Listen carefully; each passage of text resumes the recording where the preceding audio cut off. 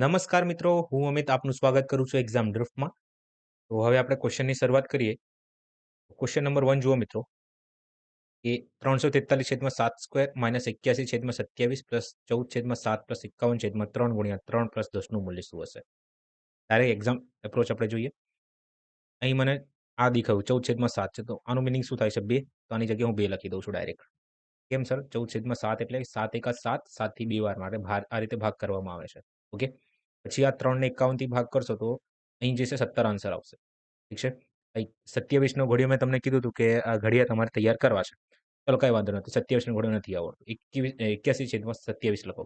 3 થી ભાગ કરતા આવડે છે ને, આને 3 થી ભાગ કરશો તો તમારો જવાબ 9 આવશે. આને 3 થી ભાગ કરશો તો તમારો જવાબ 3 દુ 6 અને 1 વધ્યો એટલે 70. બરાબર, 27 થઈ જશે. હવે 9 નો ઘડિયો તમને આવડે છે. 9 એકા 9, 9 થી 3 વારમાં ડાયરેક્ટ આ રીતે ભાગ કરી શકો છો. બાકી 27 નો ઘડિયો આવડવું જોઈએ. ઠીક છે. સિલેક્શન લેવું તો ભાઈ આ રીતનું કરવું જ પડશે. તો હવે આ 343/7 સ્ક્વેર માઇનસ 3 પ્લસ 2 પ્લસ 17 છે, 17 છે.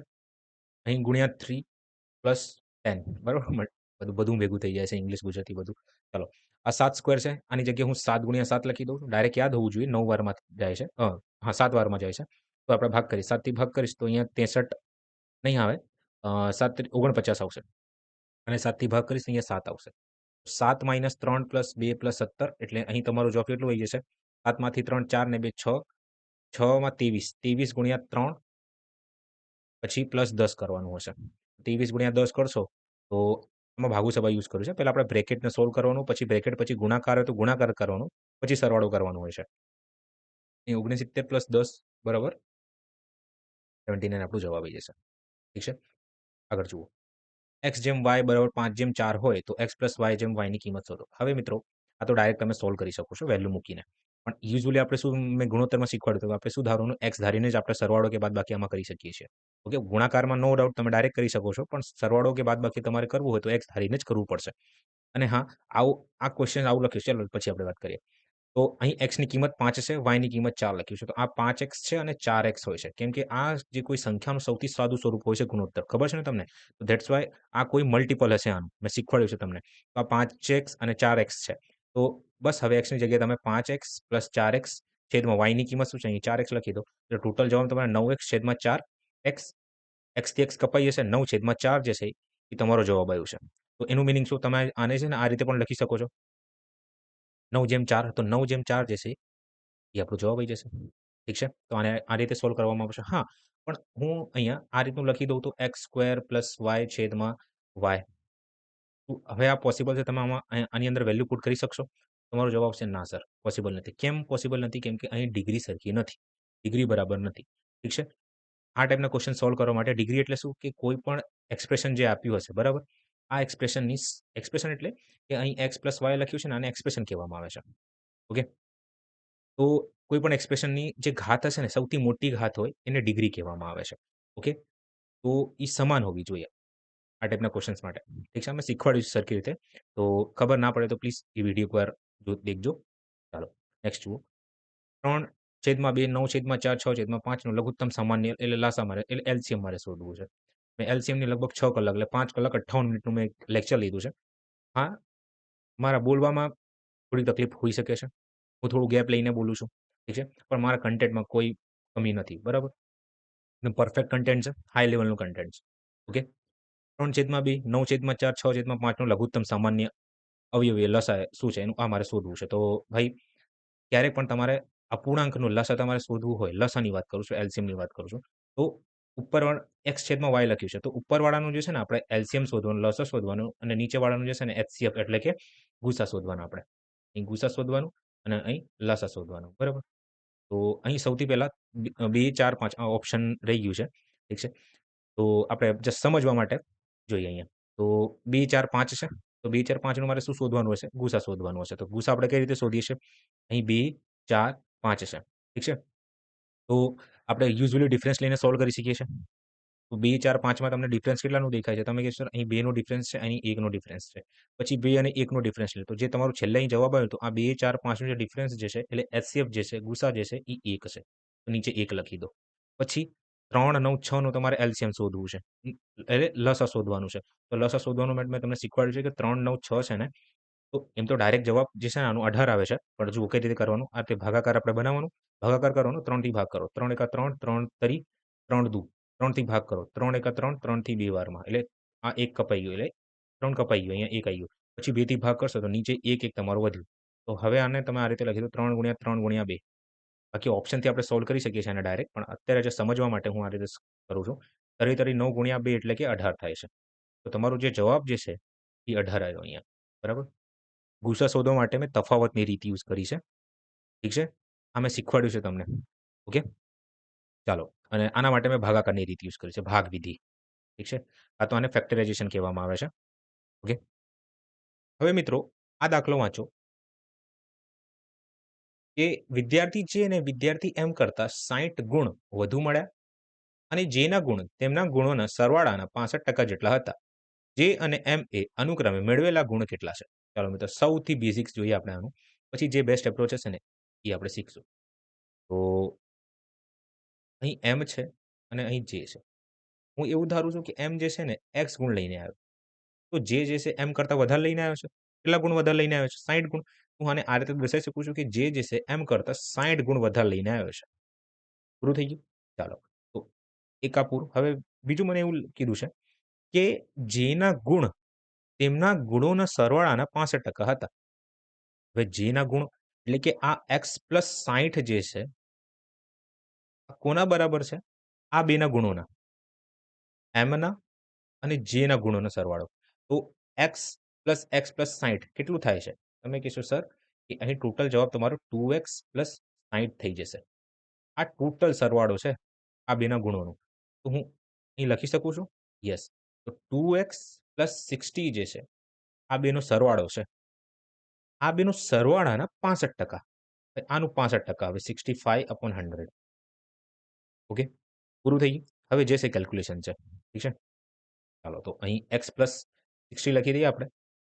ઓકે? અને 65 ને અંદરથી ગુણાકાર કરી દઈએ આપણે. શું કેવું? કરી દઈએ? ચાલો કરી દઈએ આપણે. તો 65 ગુણ્યા 2 કરશો તો 130x પ્લસ 65 ગુણ્યા અહીં 100 આવશે. પછી આ 65 ગુણ્યા 6 કરશો તો 36 360 એન્ડ 30 380 380. પ્લીઝ નહીં લ્યો મારે અહીં 6 કરું છું. 6 પંચા 30 6 6 પંચા 30 6 ચંગ 36 ને 390 આન્સર આવશે. 390 390 00. હવે એક્સને આ બાજુ 100 ને આ બાજુ ગુણાકાર કરી દો તો 100x પ્લસ 600 ના લખાય 6000 લખાય બરાબર. અહીં 130x પ્લસ 3900.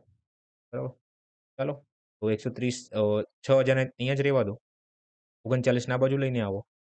130 ને ત્યાં જ રહેવા દો અને 100 ને આ બાજુ લઈને આવો. 100x ને એટલે આ સર તમારા કરતાં વધારે હું કરી લો કરો. તો અહીં 30x આવશે. ઠીક છે? અહીં જે છે મારો જવાબ 2100 આવશે. તો એક્સની વેલ્યુ જે છે અહીં એક્સની કિંમત જે છે આટલામાં કરું છું. એક સેકન્ડ. એક્સની કિંમત જે છે ભાગ કરો અહીં 70 આવી જશે. ઠીક છે? એક્સની કિંમત જે છે એ 70 આવી જશે કેમ કે મેં અહીં ભાગ કર્યું છે. ઓકે? બસ હવે વેલ્યુ મૂકી દો. તમારો જવાબ તમારી સામે હશે. તો ભાઈ મને 70 અને 130 એક જ જગ્યાએ દેખાય છે. આ રહ્યો મારો જવાબ. જે અને એમ વિશે મારે પૂછ્યું છે. તો અહીં જેની જે એક્સની જગ્યાએ હું 70 લખું છું. અહીં 70 પ્લસ 60 લખું છું. મારો જવાબ કેટલો આવશે? એક જ જગ્યા મને દેખાય છે મારો જવાબ. ઠીક છે? ચાલો. હવે આ દાખલાનો આપણે જે બેસ્ટ એપ્રોચ હોઈ શકે છે એ જોઈએ. તો મિત્રો હવે ડાયરેક્ટ અહીંયા જુઓ કે 65% જેટલા હતા. શું હતા? જેના જે ગુણ છે જેના જે ગુણ છે એ એક્સ પ્લસ વાય એટલે કે જેના ગુણ પ્લસ એમના ગુણના સરવાળા બરાબર હતા. એટલે સરવાળાના 65% બરાબર છે. આનું મિનિંગ એવું થાય છે. હવે મિત્રો આ જ વસ્તુને આ 65% લખ્યું છે. ટકા લખ્યું છે. ટકાને જે છે ને હું અપૂર્ણાંકમાં કન્વર્ટ કરું છું પહેલા. અહીં 65/100 લખી દઉં છું. કોઈને તકલીફ નહીં. હવે મિત્રો તમને ખબર છે કે અપૂર્ણાંકમાં જે છે આ છેદ શું દર્શાવે છે? કોઈ પણ સંખ્યા કે વસ્તુનું સંપૂર્ણ ભાગ છે. છેદ શું દર્શાવે છે? સંપૂર્ણ ભાગ દર્શાવે છે. અને 65 જે છે ને આ સંપૂર્ણ ભાગનું એક ભાગ છે. સંપૂર્ણ ભાગનું એક પાર્ટ કહી શકો છો, એક અંશ કહી શકો છો.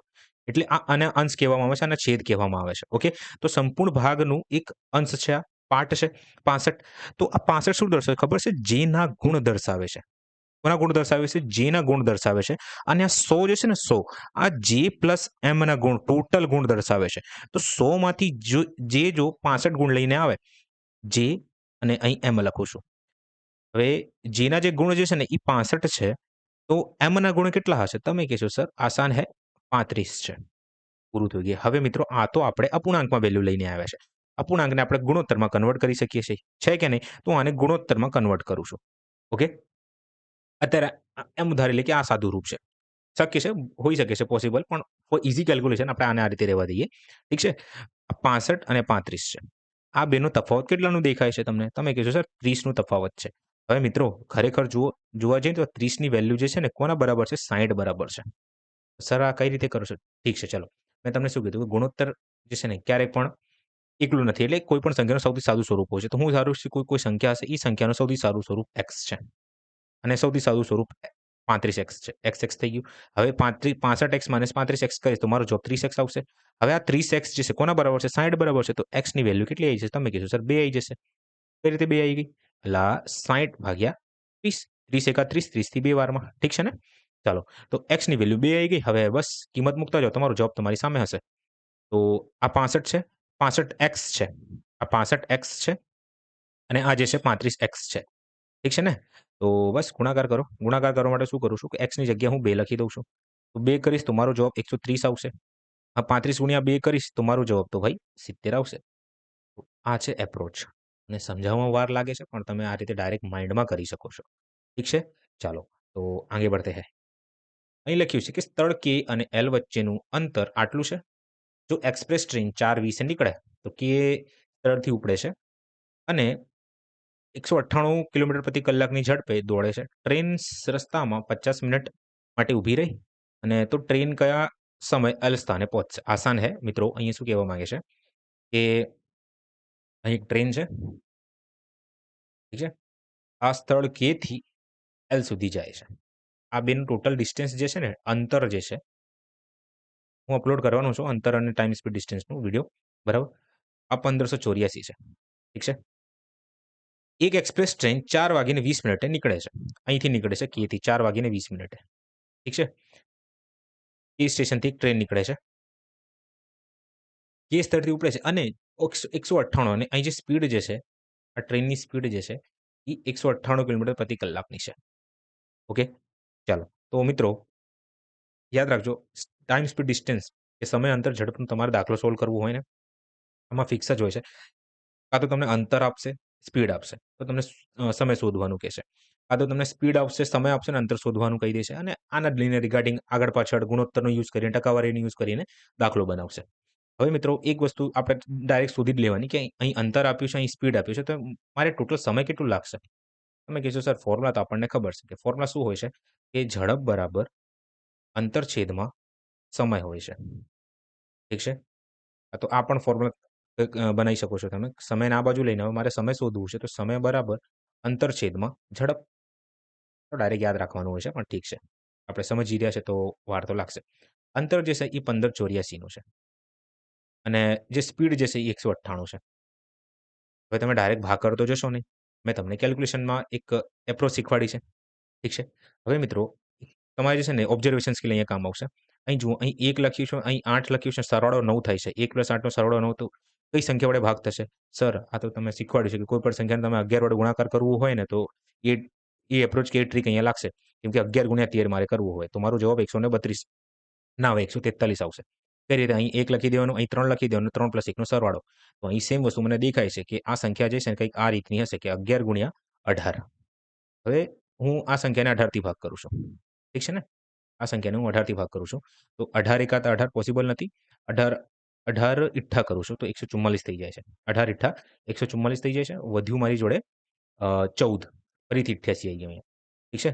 11 થી ભાગ કરીશ તો 11 એકા 11, 11 થી 8 વાર. આમે ડાયરેક્ટ ભાગ કરીશું મિત્રો તમારે શીખવું જ પડશે આ. ઠીક છે? તો અહીં x ની વેલ્યુ જે છે ને કે ઝડપ કે સમયની વેલ્યુ જે છે, સમય જે છે એ 8 કલાક આવી ગયું છે. કેટલા કલાક આવી ગયું છે? 8 કલાકનો મને કુલ સમય લાગે છે. પણ આ જે છે ને 5 મિનિટ ગાડી ઊભી રહી જાય છે. ઓકે? તો ટોટલ ટાઈમ ગાડીને ટ્રેનને ટ્રાવેલ કરવામાં 8 કલાક 5 મિનિટ લાગે છે. 8 કલાક 5 મિનિટ લાગે છે. અને ગાડી ક્યારે ઉપડી હતી? 4:20 મિનિટે. 4:20 ગાડી ઉપડી હતી. તો 4:20 થી 5:20, 5:20 થી 6:20, 6:20 થી 7:20 આ ડાયરેક્ટ ગણવાનું હોય છે. 7:20, 8:20, ઠીક છે, 9:20, 10:20, 10:20, 11:20 અને 12:20. ચલો જોઈએ. આ 1 કલાક, 2 કલાક, 3 કલાક, 4 કલાક, 5 કલાક, અહીંથી 6 કલાક, 7 કલાક, 8 કલાક. એટલે 12:20 તો ભાઈ 12 કલાક પૂરા થઈ જશે. પણ 5 મિનિટ, 50 મિનિટ હજી બાકી છે ટ્રાવેલમાં. તો 50 મિનિટ હવે આમાં એડ કરી દો. સરવાળો કરો. કઈ રીતે કરશો? મિત્રો, જો તમે આમાં 40 ઉમેરો ને, 40 ઉમેરશો ને તો 1 વાગી જશે. ઘડિયાળમાં 1 વાગી જશે. જો હું 40 ઉમેરું, કેમ કે આ 50 મિનિટ જે છે હું આને આ રીતે લખી શકું 40 મિનિટ પ્લસ 10 મિનિટ. જો હું આમાં 40 મિનિટ ઉમેરું તો આ 1 વાગી જશે. હવે 1માં તમે 10 મિનિટ એડ કરી દો. તો 1 વાગીને 10 મિનિટે આ ગાડી એલ સ્થાને પહોંચી જશે. ઠીક છે? બસ. મિત્રો, મને સમજાવવામાં વાર લાગે છે. બાકી ઓરલી આરામથી તમે લગભગ 30 સેકન્ડમાં દાખલાને સોલ્વ કરી શકો છો. ઠીક છે? ચાલો. મિત્રો, આ દાખલો વાંચો કે 27 છોકરાઓના જૂથની સરેરાશ ઉંમર 30 વર્ષ છે. 22 વર્ષનો એક છોકરો જૂથ છોડી દેશે. એક નવો છોકરો જૂથમાં જોડાય છે અને સરેરાશ 1 વર્ષ વધે છે. તો નવા છોકરાની ઉંમર કેટલી હશે?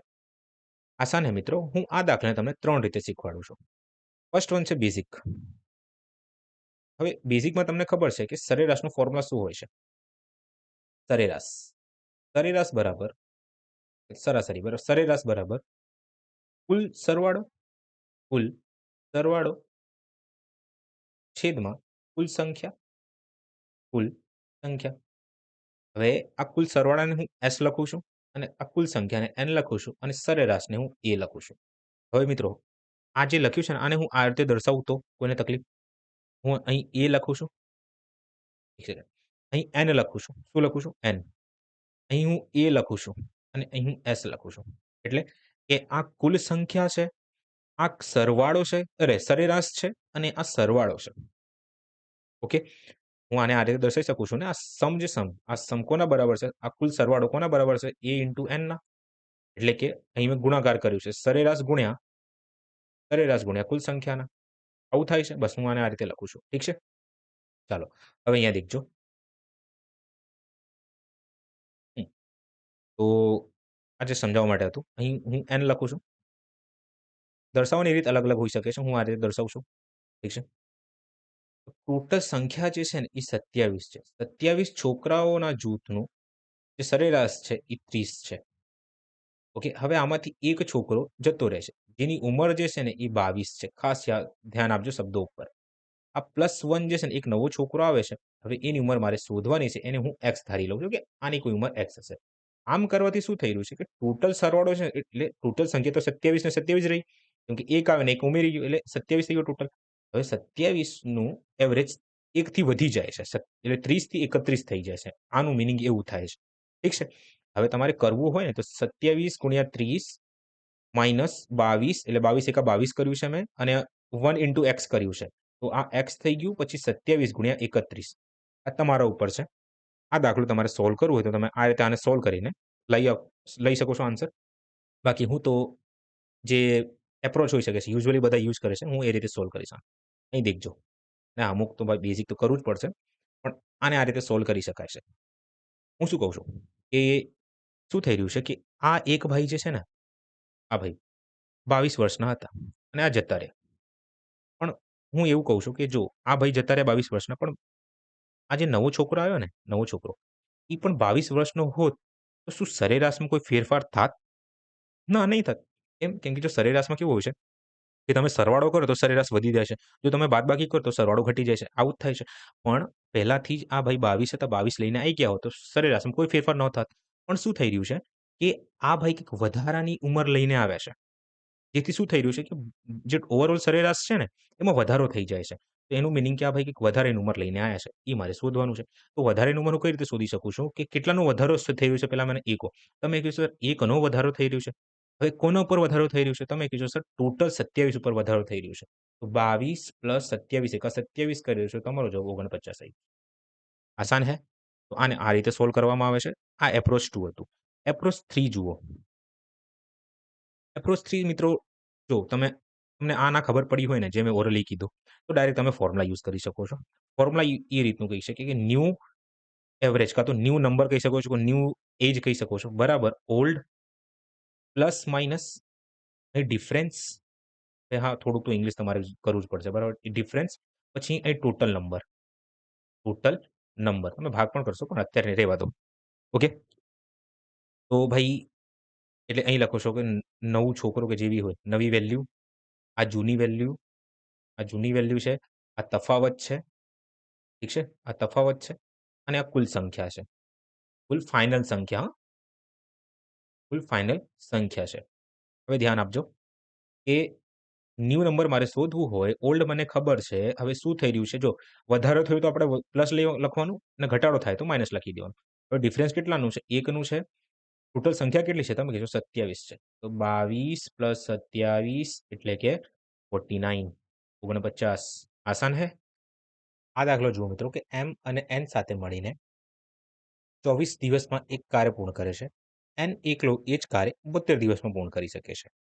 એમ આ દાખલો જુઓ મિત્રો, એમ અને એન સાથે મળીને 24 દિવસમાં એક કાર્ય પૂર્ણ કરી શકે છે. એન એકલો એ જ કાર્યને 72 દિવસમાં પૂર્ણ કરી શકે છે. તો એમ એકલો એ જ કાર્ય કેટલા દિવસમાં પૂર્ણ કરશે? કાં તો તમે ડાયરેક્ટ ફોર્મ્યુલા યુઝ કરો, કેમ કે અહીંયા 2 જણા છે તો તમે આરામથી શોધી શકો છો. પણ હું તમને સજેસ્ટ કરીશ કે તમે જે લસાવાળી મેથડ છે ને, એલસીએમ મેથડ, એ મેથડથી સોલ્વ કરો તો વેલ એન્ડ ગુડ રહેશે. ઠીક છે? ચાલો. તો પહેલા આપણે ફોર્મ્યુલાથી કરી લઈએ. તો ફોર્મ્યુલા કંઈક આ રીતનું છે કે 2xy છેદમાં x પ્લસ વાય. ઠીક છે? અહીં 2 ઇન્ટુ એક્સની જગ્યાએ 24 લખો, વાયની જગ્યાએ તમે 72 લખી દો, છેદમાં 24 પ્લસ 72, એટલે હું ડાયરેક્ટ સરવાળો લખું છું, 96, 96. ઠીક છે ને? 24 એકા 24, 24 થી 4 વારમાં, 4 2 થી કાપો તો 2 થી 1 વારમાં, અને 2 થી 3 વારમાં. ના હોય 2 વારમાં. 2 થી કાપશો તો 36 આવશે. આપણો જવાબ શું આવી ગયું? 36 દિવસ. ઠીક છે? ડાયરેક્ટ તમે યુઝ કરી શકો છો. પણ આવું ના કરવું હોય તો ડાયરેક્ટ એલસીએમ મેથડથી સોલ્વ કરવાને. આ એમ પ્લસ એન જે છે, બંને ભેગા મળીને 24 દિવસમાં કાર્ય કરે છે. એન ઈ જ કાર્યને 72 દિવસમાં પૂર્ણ કરી દેશે. તો 24 અને 72નો શું લઈ લો? એલસીએમ.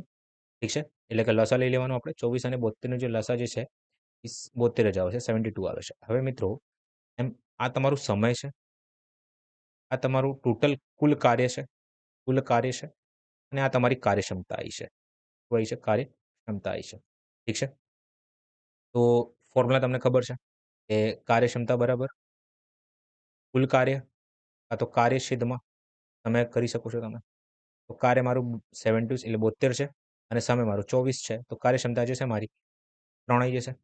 અને એનની જે કાર્યક્ષમતા છે, એટલે બંને એમ પ્લસ એન ભેગા મળીને એક કાર્યને 3 દિવસમાં પૂર્ણ કરે છે. આનું મિનિંગ એવું થાય છે. એને જે છે એ કાર્યને જે છે ને 1 દિવસમાં પૂર્ણ કરી દેશે. કેમ કે 72 ભાગ્યા 72 એટલે 1 દિવસમાં પૂરું થઈ ગયું. તો એનની કાર્યક્ષમતા કેટલી? 1. અને એમની કાર્યક્ષમતા કેટલી હશે? 3 માંથી 1 ને બાદ કરો એટલે 2. તો જ બંને ભેગા મળીને બંનેની કાર્યક્ષમતા 3 થશે. બસ પૂરું થઈ ગયું. હવે એમ જે છે ને 72 કાર્ય, એટલે ટોટલ જે તમારું કુલ કાર્ય છે, એ કાર્યને 2 યુનિટથી, 2 યુનિટની કાર્યક્ષમતાથી કેટલા દિવસમાં કાર્ય પૂર્ણ કરશે? 2 યુનિટ કે 2 જે બી તમે કહો, બરાબર? તો ભાગ કરશો તો તમારો જવાબ 36 આવશે. 36 દિવસમાં કાર્ય પૂરું થશે. કાર્ય કહું છું, કાર્ય સમય. ઓકે, ચાલો. એક્સ અને વાય બંને પોતાની વચ્ચેની બેગને રૂપિયા 9,000 પ્રતિ કિગ્રામાં વેચે છે. ઓકે મિત્રો, હું તમને એકચ્યુઅલી આની કોઈ જરૂર નથી, પણ આ જે છે ને તમારી વેચાણ કિંમત છે, યાદ રાખજો. મારે શું કીધું છે? પડતર કિંમતનું ગુણોત્તર મારે શોધવાનું છે. ઓકે, હું ડાયરેક્ટ આ દાખલાને રેશિયોથી સોલ્વ કરું છું. ઓકે, ગુણોત્તરથી. અહીં લખ્યું છે એક્સ, અહીં વાય, અહીં પકી છે, ઠીક છે, ને અહીં જે છે વેકી છે, એટલે વેચાણ કિંમત છે. ચાલો મિત્રો, હવે અહીંયા દેખજો. આ 10% નફો થાય છે. 10% નફાનો મિનિંગ શું? કે 1/10, એટલે 10 મારી પડતર કિંમત છે, તો 1 નો નફો થાય છે, એટલે મેં 11માં વેચ્યું હશે. તો અહીં હું 10 લખું છું. 10 મારી પડતર કિંમત છે, અને 11માં વેચીશું. યાદ રાખજો, આ ગુણોત્તરમાં છે 2. ઠીક છે ને? ચાલો, હવે દેખજો. વાય જે છે ને 25% નુકસાન કરે છે, એટલે વેચે છે. આ 25%ની વેલ્યુ 1/4 થાય છે. 4 મારી પડતર કિંમત છે, 1 નું નુકસાન થાય છે. મેં કેટલામાં વેચ્યું હશે? 3માં. તો 4 મારી પડતર કિંમત, 1 નું નુકસાન, એટલે 3માં વેચી કાઢ્યું હશે. આનું મિનિંગ એવું થાય છે. હવે મિત્રો, એક્સ બી 9,000માં વેચે છે, વાય બી 9,000માં વેચે છે. આનાથી શું આપણે નિષ્કર્ષ કાઢી શકીએ છીએ કે બેની જે વેચાણ કિંમત જે છે એ સરખી છે. ઓકે, તો પણ રિયલમાં, એટલે ગુણોત્તરમાં જોઈએ તો આ 11 છે અને આ 3 છે. શું પોસિબલ છે? ના. તો આપણે આ બંનેને સમાન બનાવવું પડશે. તો સમાન ક્યારે બનશે? 11 અને 3 નું શું લઈ લો? એલસીએમ લઈ લો, લસા લઈ લો. મિત્રો જો તમને લસા લેતા ના આવડે, મેં તમને લગભગ 6 કલાકનો વિડીયો પ્રોવાઈડ કરાવ્યું છે. 5 કલાક 58 મિનિટ છે, એટલે 6 કલાક તમે ગણી શકો છો ઓવરઓલ. ઓકે. ના ખબર પડે એ ટુ ઝેડ કન્સેપ્ટ મેં શીખવાડ્યું છે. ખાસ દેખજો, બરાબર? તો 11 અને 3 નું જે એલસીએમ કે લસા જે છે ને, એ 33 થાય છે. તો આને મારે 33 બનાવવું હોય, તો આ સંખ્યાને મારે 3 વડે ગુણવું પડશે ને આને 11 વડે ગુણવું પડશે. ઠીક છે? તો જો હું આને 3 વડે ગુણું છું, તો આને મારે બધાને ઉપર 3 વડે ગુણવું પડશે. તો આ 33 થઈ જશે. ઠીક છે? અને આ જે છે 30 થઈ જશે. ઠીક છે ને? આ 30 થઈ જશે.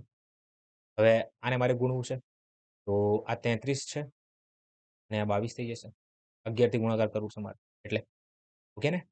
ચાલો 44 થઈ જશે, 44. બસ પૂરું થઈ ગયું. તો બેની જે પડતર કિંમત છે એક્સ અને વાયની, ગુણોત્તરમાં શું હોય? 30:44. સાદુરૂપ આપજો તો 15:22. ઓકે, ડાયરેક્ટ આને આ રીતે સોલ્વ કરવામાં આવે છે. હવે મિત્રો આ દાખલો જુઓ. તો x + y = 3, x³ + y³ = 7 હોય તો આની વેલ્યુ મારે શોધવાની છે. હું શું કહું છું મિત્રો, તમારે જે છે ને એક ફોર્મ્યુલા હોય છે, એ તમારે યાદ રાખવાનું છે. તો ફોર્મ્યુલા કંઈક આ રીતનું છે. આ તમારે ખાસ યાદ રાખવાનું છે. ઓકે, ઠીક છે ને? તો અહીં x + y છે. ગમે તે ફોર્મ્યુલા તમે યુઝ કરી શકો છો, પણ જે બેસ્ટ સુટેબલ હોય ને એ ફોર્મ્યુલા યુઝ કરો. તો મને લાગે છે કે આ વધારે સુટેબલ છે. હું આ ફોર્મ્યુલા યુઝ કરું છું. ડાયરેક્ટ યાદ રાખવાનું છે. ઓકે, તો અહીં x³ + y³ બરાબર a + b, a+b² - 3ab. ઠીક છે ને? ચાલો એક એક કરીને વેલ્યુ મૂકતા જઈને આપણો જવાબ. આની જગ્યાએ હું 7 લખી દઉં, કેમ કે અહીંયા 7 કીધું છે મને. a + b ની જગ્યાએ હું 3 લખી દઉં. યસ, 3 લખી દો. a + b² એટલે કે 3 એટલે ડાયરેક્ટ હું 9 લખું છું. ઠીક છે ને? અહીંયા હું 9 લખું છું. 9 - 3ab. All done? ઓકે. અહીં 3, 9 તરી 27. આ 3 અંદર જઈને ગુણાકાર થશે. તો આ 27 - 33 9ab. ઠીક છે? અહીં 9ab = 20 લખી દો. કેમ 20 લખ્યું? 7 આ બાજુ આવીને માઇનસ થઈ જશે. 27માંથી 7 કરશો તો 20 જવાબ આવશે અને -9ab આ બાજુ આવીને પ્લસ થઈ જાય છે. તો 9ab ની વેલ્યુ કેટલી છે? 20. મિત્રો તમને ખબર છે? તમે આને આ રીતે લખી શકો છો 2 × 9xy. છે કે નહીં? બસ તો અહીં હું 2 × 9xy ની જગ્યાએ શું લખું છું? 20 લખું છું. ઠીક છે? તો 9 × 20 એટલે કે મારો જવાબ 40 આવી જશે. ઓકે? મિત્રો આ દાખલો જુઓ કે L, M અને N ની સરેરાશ ઊંચાઈ 190 સેન્ટીમીટર છે. જો L અને M ની સરેરાશ ઊંચાઈ 158 સેન્ટીમીટર છે અને M અને N ની સરેરાશ ઊંચાઈ 157 છે, તો એમની ઊંચાઈ કેટલી હશે? મિત્રો આને તમે ડેવિએશન મેથડથી સોલ્વ કરવું પડશે આ દાખલાને. તો L + M + N નું જે એટલે જે સરેરાશ છે એ 190 છે. ઓકે, પછી M + L + M, L + M નું જે સરેરાશ છે 158 છે. ઓકે, પછી M + N નું જે સરેરાશ છે એ 157 છે. આવા ટાઈપના ક્વેશ્ચન્સને તમારે એક એવરેજ કે સરેરાશ ધારીને સોલ્વ કરવું પડશે. આ બેસ્ટ એપ્રોચ હોઈ શકે છે. તો હું ધારું છું કે 190 જે છે ને એ આખી સંખ્યાનું સરેરાશ છે. 190. ઠીક છે ને? તો હવે જુઓ આવો 190 થી કેટલું ઓછું છે? 158. તમે કહેશો સર કે આ 32 ઓછું છે. -32 લખી દો. હવે આ સરેરાશ કેટલું ઓછું છે? તમે કહેશો સર આ -33 ઓછું. હવે આ બે વચ્ચેનો તફાવત કેટલાનું થાય છે? આ -32 અને -33 -65 છે. 65 નું છે. હવે આ 65 જે છે ને કેટલા જણા ઉપર થાય છે? ડેવિએશન કેટલા જણા ઉપર આવે છે? તમે કહો સર 2 જણા ઉપર આવે છે. 65 વડે ગુણાકાર કરી દો. અહીં તમારો જવાબ કેટલો આવશે? 130 આવી જશે. ઠીક છે? તો બસ તો 190 માંથી તમે 130 ને બાદ કરી દેશો ને તો તમારો જવાબ જે છે, કેમ કે અહીં M જે છે ને 2 વાર આવે છે. ઠીક છે ને? 190 માંથી તમે 130 ને બાદ કરશો તમારો જવાબ 60 આવી જશે. 60. ખબર ના પડી શું થયું. કાંઈ વાંધો નથી. આ બીજી એપ્રોચ જુઓ. એ શું લખ્યું છે કે L + M + N જે છે, આ 3 સંખ્યા છે. એ 3 માણસો છે. એમનું જે સરેરાશ ઊંચાઈ જે છે એ 190 છે. આ તો સરેરાશ છે. તો મારે કુલ ઊંચાઈ શોધવી છે.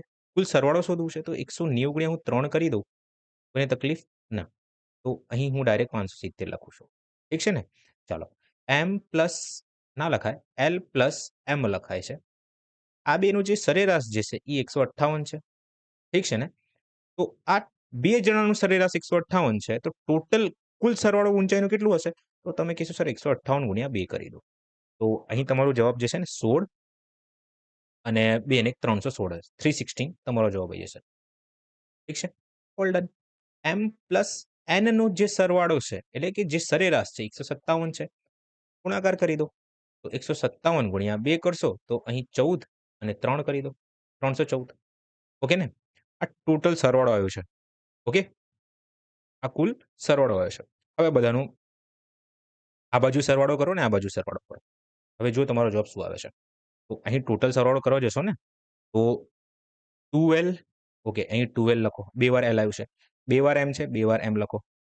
2 વાર N છે તો 2 વાર N લખો. ઓકે? હું આને આ રીતે લખી શકું છું, 2 કોમન કાઢીને L plus M plus N, છે કે નહીં? ઓકે. હવે આ બધાનો સરવાળો કરો.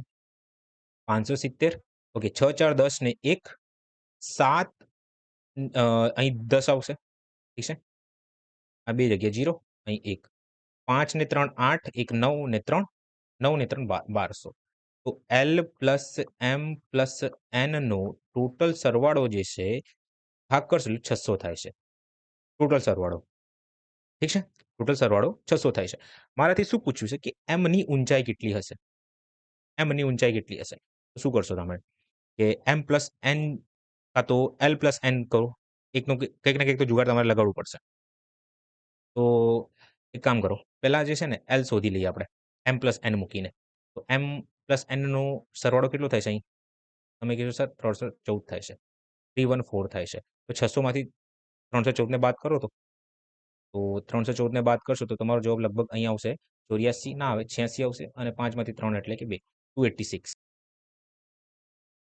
તો L ની જે ઊંચાઈ આવી છે એ 286 આવી છે.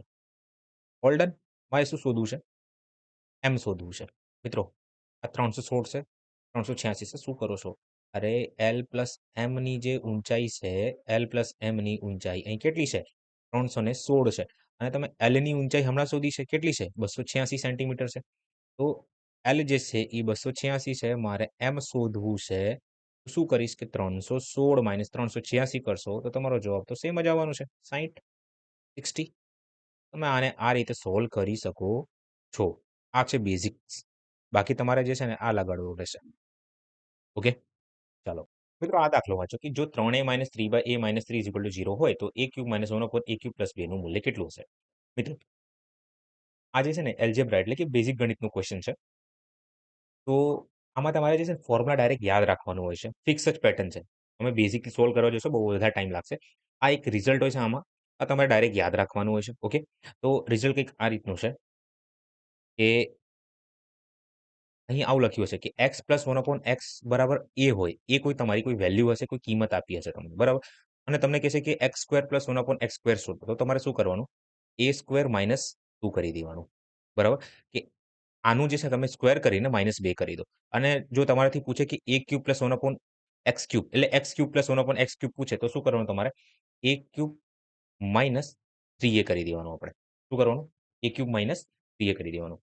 હવે આમ આપણે ઊંધું ચાલવાનું, બરાબર? સેમ જ પૂછશે x square plus 1 upon x square શું થશે?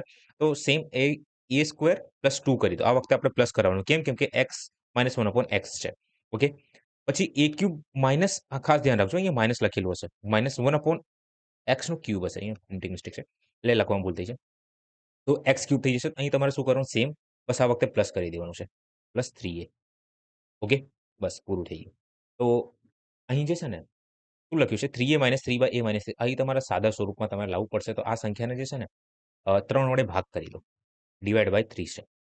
તો 3a છેદમાં 3 કરીશ. Minus 3/a minus 3/3 is equal to 0 થઈ જશે. अब क्या करें? 3 થી ભાગ કરશો તો 3 થી કપાઈ ગયું. ઠીક છે ને? અહીં બી 3 જ છે. ઓકે. તો 3 થી 3 કપાઈ ગયું, 3 થી 3 કપાઈ ગયું. તો અહીં શું વધ્યું તમારી જોડે? તો અહીં a minus 1/a minus 3 is equal to 0. ના લખાય, અહીં 1 આવશે. ઓકે ને? કેમ કે 3 થી 3 કપાઈ ગયું છે. તો ડાયરેક્ટ તમે આ રીતે લખી શકો છો કે a minus 1/a is equal to 1 છે. ઇઝ ઇક્વલ ટુ 1 છે. તો મારાથી શું પૂછ્યું છે કે a cube minus 1 upon a cube શું હશે? ને પછી આપણે એનું એમાં 2 ઉમેરી દેવાનું હશે. તો પહેલા મારે આ શોધવું પડશે. તો આ ફોર્મ્યુલા આપણે યુઝ કરશું. આ વાળું. તો x માઇનસ 1 upon x ની કિંમત a છે. એ 1 કોના બરાબર છે? એ 1 બરાબર. તો બસ પૂરું થઈ ગયું. અહીં a ક્યુબ માઈનસ 3 ગુણ્યા 1 કરી દો. તો 1 માઈનસ 3 ગુણ્યા 1. પ્લસ, પ્લસ આવશે. પ્લસ, પ્લસ, પ્લસ આવશે. તો અહીં 4 આવશે. 3 એકા 3 પ્લસ 1 4. હવે 4 માં 2 ઉમેરી દો. તમારો જવાબ કેટલો આવશે? તો હવે મિત્રો હું ડાયરેક્ટ જ ફોર્મ્યુલા લખીને સોલ્વ કરાવીશ. બરાબર? આ ફર્સ્ટ લેક્ચર છે. ફર્સ્ટ લેક્ચર કહું છું કે ફર્સ્ટ સોલ્યુશન કરી રહ્યો છું. ધેટ્સ વાય આટલી વાર લાગે છે. હવે ડાયરેક્ટથી જ્યારે પણ આ ટાઈપના ક્વેશ્ચન આવશે ને, તો હું ફોર્મ્યુલા યુઝ લખી દઈશ અને ફોર્મ્યુલા લખીને ડાયરેક્ટ સોલ્યુશન કરી દઈશ. ઓકે? કેમ કે વધારે ટાઈમ જાય છે. આ દાખલો જુઓ મિત્રો કે સમગુણોત્તર શ્રેણીનું 7મું પદ 2 છે અને તેનું 12મું પદ 1/16 છે. તો આ શ્રેણીનું પ્રથમ પદ શું છે? મિત્રો આ જે ક્વેશ્ચન છે એ એપીજીપી નો ક્વેશ્ચન છે. અને મેં એપીજીપી ને લઈને જેટલા પણ કન્સેપ્ટ ટાઈપ હોય છે એ મેં પરફેક્ટલી વિડીયો બનાવીને અપલોડ કર્યું છે. મિત્રો આ જે દાખલો જે છે એ એપીજીપી નો છે. જો તમારે એપીજીપી નો કન્સેપ્ટ ક્લિયર કરવું હોય, આના જેટલા પણ ટાઈપ હોય એની પ્રેક્ટિસ કરવી હોય મિત્રો, તો મેં એક વિડીયો અપલોડ કર્યું છે. એની અંદર એ ટુ ઝેડ કન્સેપ્ટ છે પ્લસ પ્રેક્ટિસ મેં કરાઈ છે. તો તમે એ વિડીયો જોઈ શકો છો ફોર કન્સેપ્ટ ક્લિયરિટી. ઓકે, તો આપણે દાખલો જોઈએ. અહીં લખ્યું છે કે સમગુણોત્તર શ્રેણીનું 7મું પદ 2 છે. તો મિત્રો સમગુણોત્તર શ્રેણીમાં પદ તમારે શોધવા હોય ને, તો ફોર્મ્યુલા શું હોય છે કે Tn is equal to ARn minus 1 હોય છે. બસ આ ફોર્મ્યુલા બેઝ ઉપર આપણે દાખલો સોલ્વ કરવાનું છે. હવે દેખજો એ 7મું પદ 2 છે. ચલો ઠીક છે. તો 7મું પદ તો આને અહીં આ રીતે લખવામાં આવે છે T7 બરાબર એ જે છે એ પ્રથમ પદ હોય છે. આ જે છે ને પ્રથમ પદ છે. અને R જે છે ને એ સમાન ગુણોત્તર છે. ઓકે, આને કોમન રેશિયો કહેવામાં આવે છે. અને n જે છે પદોની સંખ્યા છે. ઠીક છે? ચાલો. તો a બરાબર a છે. એટલે પ્રથમ પદ છે. R okay. અને n-1 લખવું હોય ને, તો n જે છે એ ટોટલ 7 છે. તો 7 - 1 એટલે કે 6. 7 - 1 એટલે 6. ઠીક છે ને? ચાલો. તો T7 is equal to AR6 પૂરું. પછી મને એવું લખ્યું છે કે તેનું 12મું પદ 1/16 છે. તો T12 જે છે એ AR11 છે. હવે મિત્રો શું કરશો? જે મોટી સંખ્યામાંથી નાની સંખ્યાને તમે બાદ કરવાનું હશે, કાં તો ગુણોત્તરમાં લેવાનું હશે અમને. તો T12 છેદમાં T7 બરાબર. T12 છેદમાં T7. હવે T7 ની વેલ્યુ AR6 છે, તો AR6 ના લખાય, AR11 લખાવશે. અને અહીં જે છે AR6 લખી લેવાનું. ઓકે. હવે T12 ની વેલ્યુ તમને ખબર છે કેટલી છે? T12 ની વેલ્યુ તો T12 ની અહીં વેલ્યુ મને દેખાય છે 2 છે. 1/16 છે. અને T7 ની વેલ્યુ કેટલી છે? તમે કહેશો સર 2 જ છે. પૂરું થઈ ગયું. A થી A કપાઈ ગયું. એ હવે શું કરશો તમે? R11 માઇનસ R6 કરશો. અરે ડાયરેક્ટ 6 લખી દો ને. કેમ આવું થાય છે? કેમ કે ઘાત અને કંડીનો નિયમ હોય છે, રૂલ હોય છે કે A ભાગ્યા M હોય ને, આ રીતનું તમને દેખાય ક્યારેક પણ. A by M, A by N છે. તો AM માઇનસ N થઈ જાય. એટલે ઘાતને છે ને આપણે બાદ કરવાનું હોય છે ઘાતનું. બાદબાકી કરવાની હોય છે. તો 11 માંથી 6 કરશો ને, તો 1/32 બરાબર A ની ઘાત 5 છે. R ની ઘાત 5 છે. ઠીક છે? હવે મિત્રો તમને ખબર છે? મેં તમને ઘાત તૈયાર કરવાનું કીધું હતું.